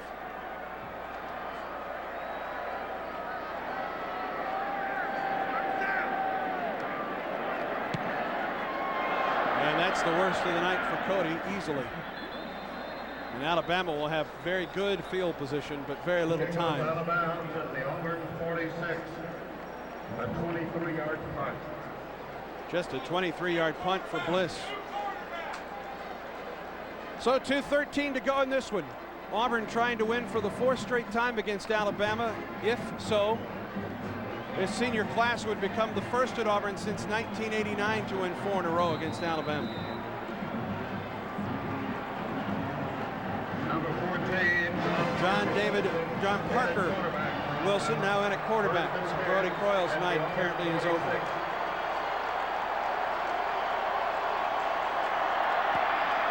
Wilson to throw, does. It's complete to DJ Hall at the 40. Number 22, DJ Hall. Heir apparent for the quarterback spot, the freshman out of Hoover, 6'2", 207, a redshirt freshman. Second and 4. Has gotten some spot playing time this year. You see his numbers. 2nd and 3, under 2 minutes to go. Deep drop, Parker throws and complete. First down at the 35-yard line to Matt Cadell. Wilson's pass complete to number 11, Matt Cadell. Clock stops to reset the chains, a minute 36 to go. Had an amazing career, John Parker did at Hoover. 78 touchdowns in his prep career. They'll sling it a little bit at Hoover High. They know how to air it out.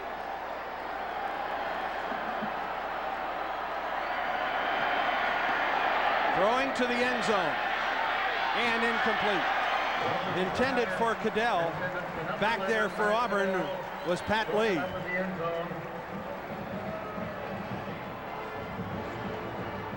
Broken up by number 20, Patrick Lee. 2nd and 10 at the 35. Another look. Cadell, one of those guys that everyone expected to step up after the injury to Tyrone Prothro, but hasn't been much of a factor. Did a good job there as the defender on that play. 2nd and 10 from the 35.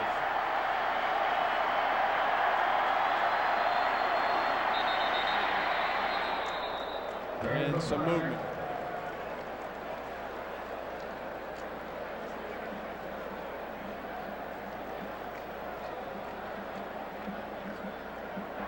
Dead ball. Ball start. Number 72 on the offense. Penalties 5 yards from the previous spot. It's still 2nd down. 2nd and 15 at the Auburn 40.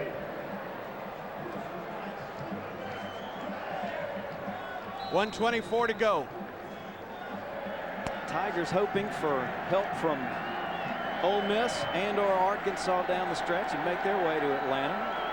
Alabama will have to sit and wait to find out where it heads for the postseason. After beating Kentucky today, Georgia awaits the winner of the West.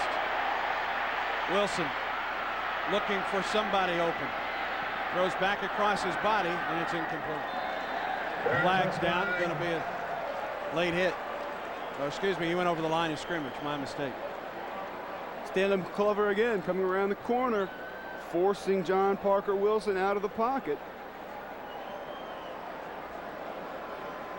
Illegal pass on the offense, number 14. He was beyond the line of scrimmage when he threw the ball. The penalty's 5 yards from where he threw the pass.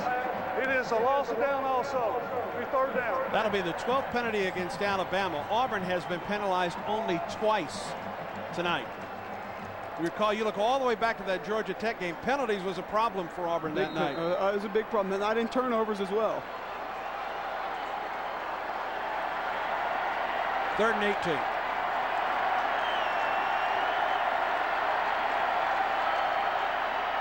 Inside handoff to Tim Castile. Inside the 40 before he's taken down by Travis Williams. The thinking coming into this game is if Alabama lost, it would be off to Dallas for the Cotton Bowl, somewhere the Tide hasn't played in better than 20 years. But you just never know the way championship game may fall out, how the BCS will work itself out, and who will wind up getting shipped where. But all you can do right now is hope for warm weather or a dome somewhere. 4th down. Wilson throws it up for grabs. And it is caught by DJ Hall down to the 1-yard line. Falling away with the pressure bearing down on him. John Parker Wilson able to just hang that one up. DJ Hall outfights everybody for it. Here comes the starters for Auburn. Kevin Sears, Quentin Groves, Marquise Gunn, now Terrence Williams all checking back in. These coaches don't want to give up the score.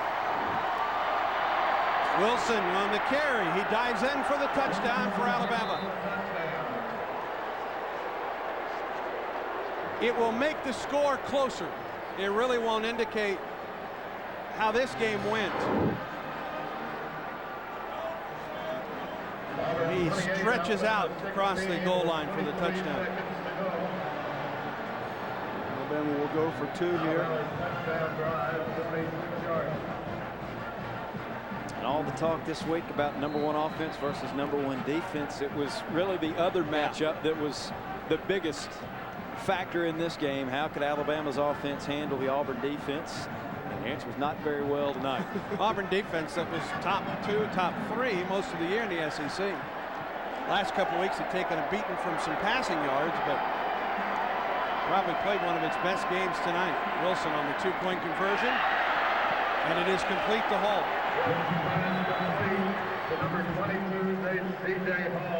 Not going to do anything to change the outcome of this game, but it is nice for John Parker Wilson, the heir apparent. That could certainly change before next season, but for him to get a taste of this ball game as a true freshman and perform pretty well in the hurry up.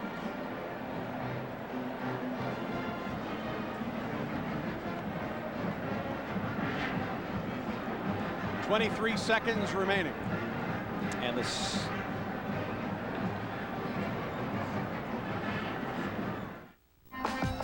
get all the college hoops you can handle with the ESPN Full Court pay-per-view package.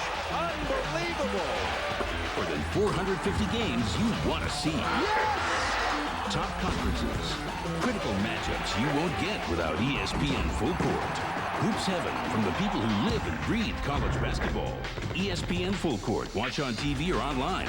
To order, call your local cable company or satellite provider.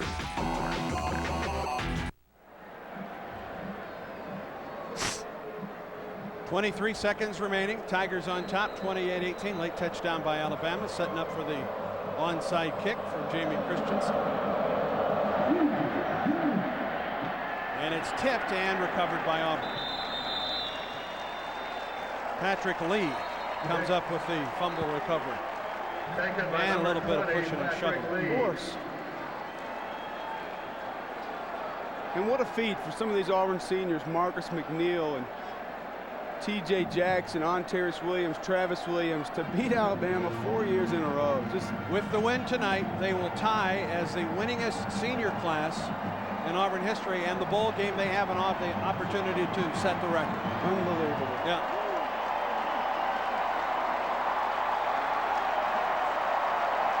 Alabama's out of timeouts. Auburn needs to run one play, and the celebration will begin in earnest.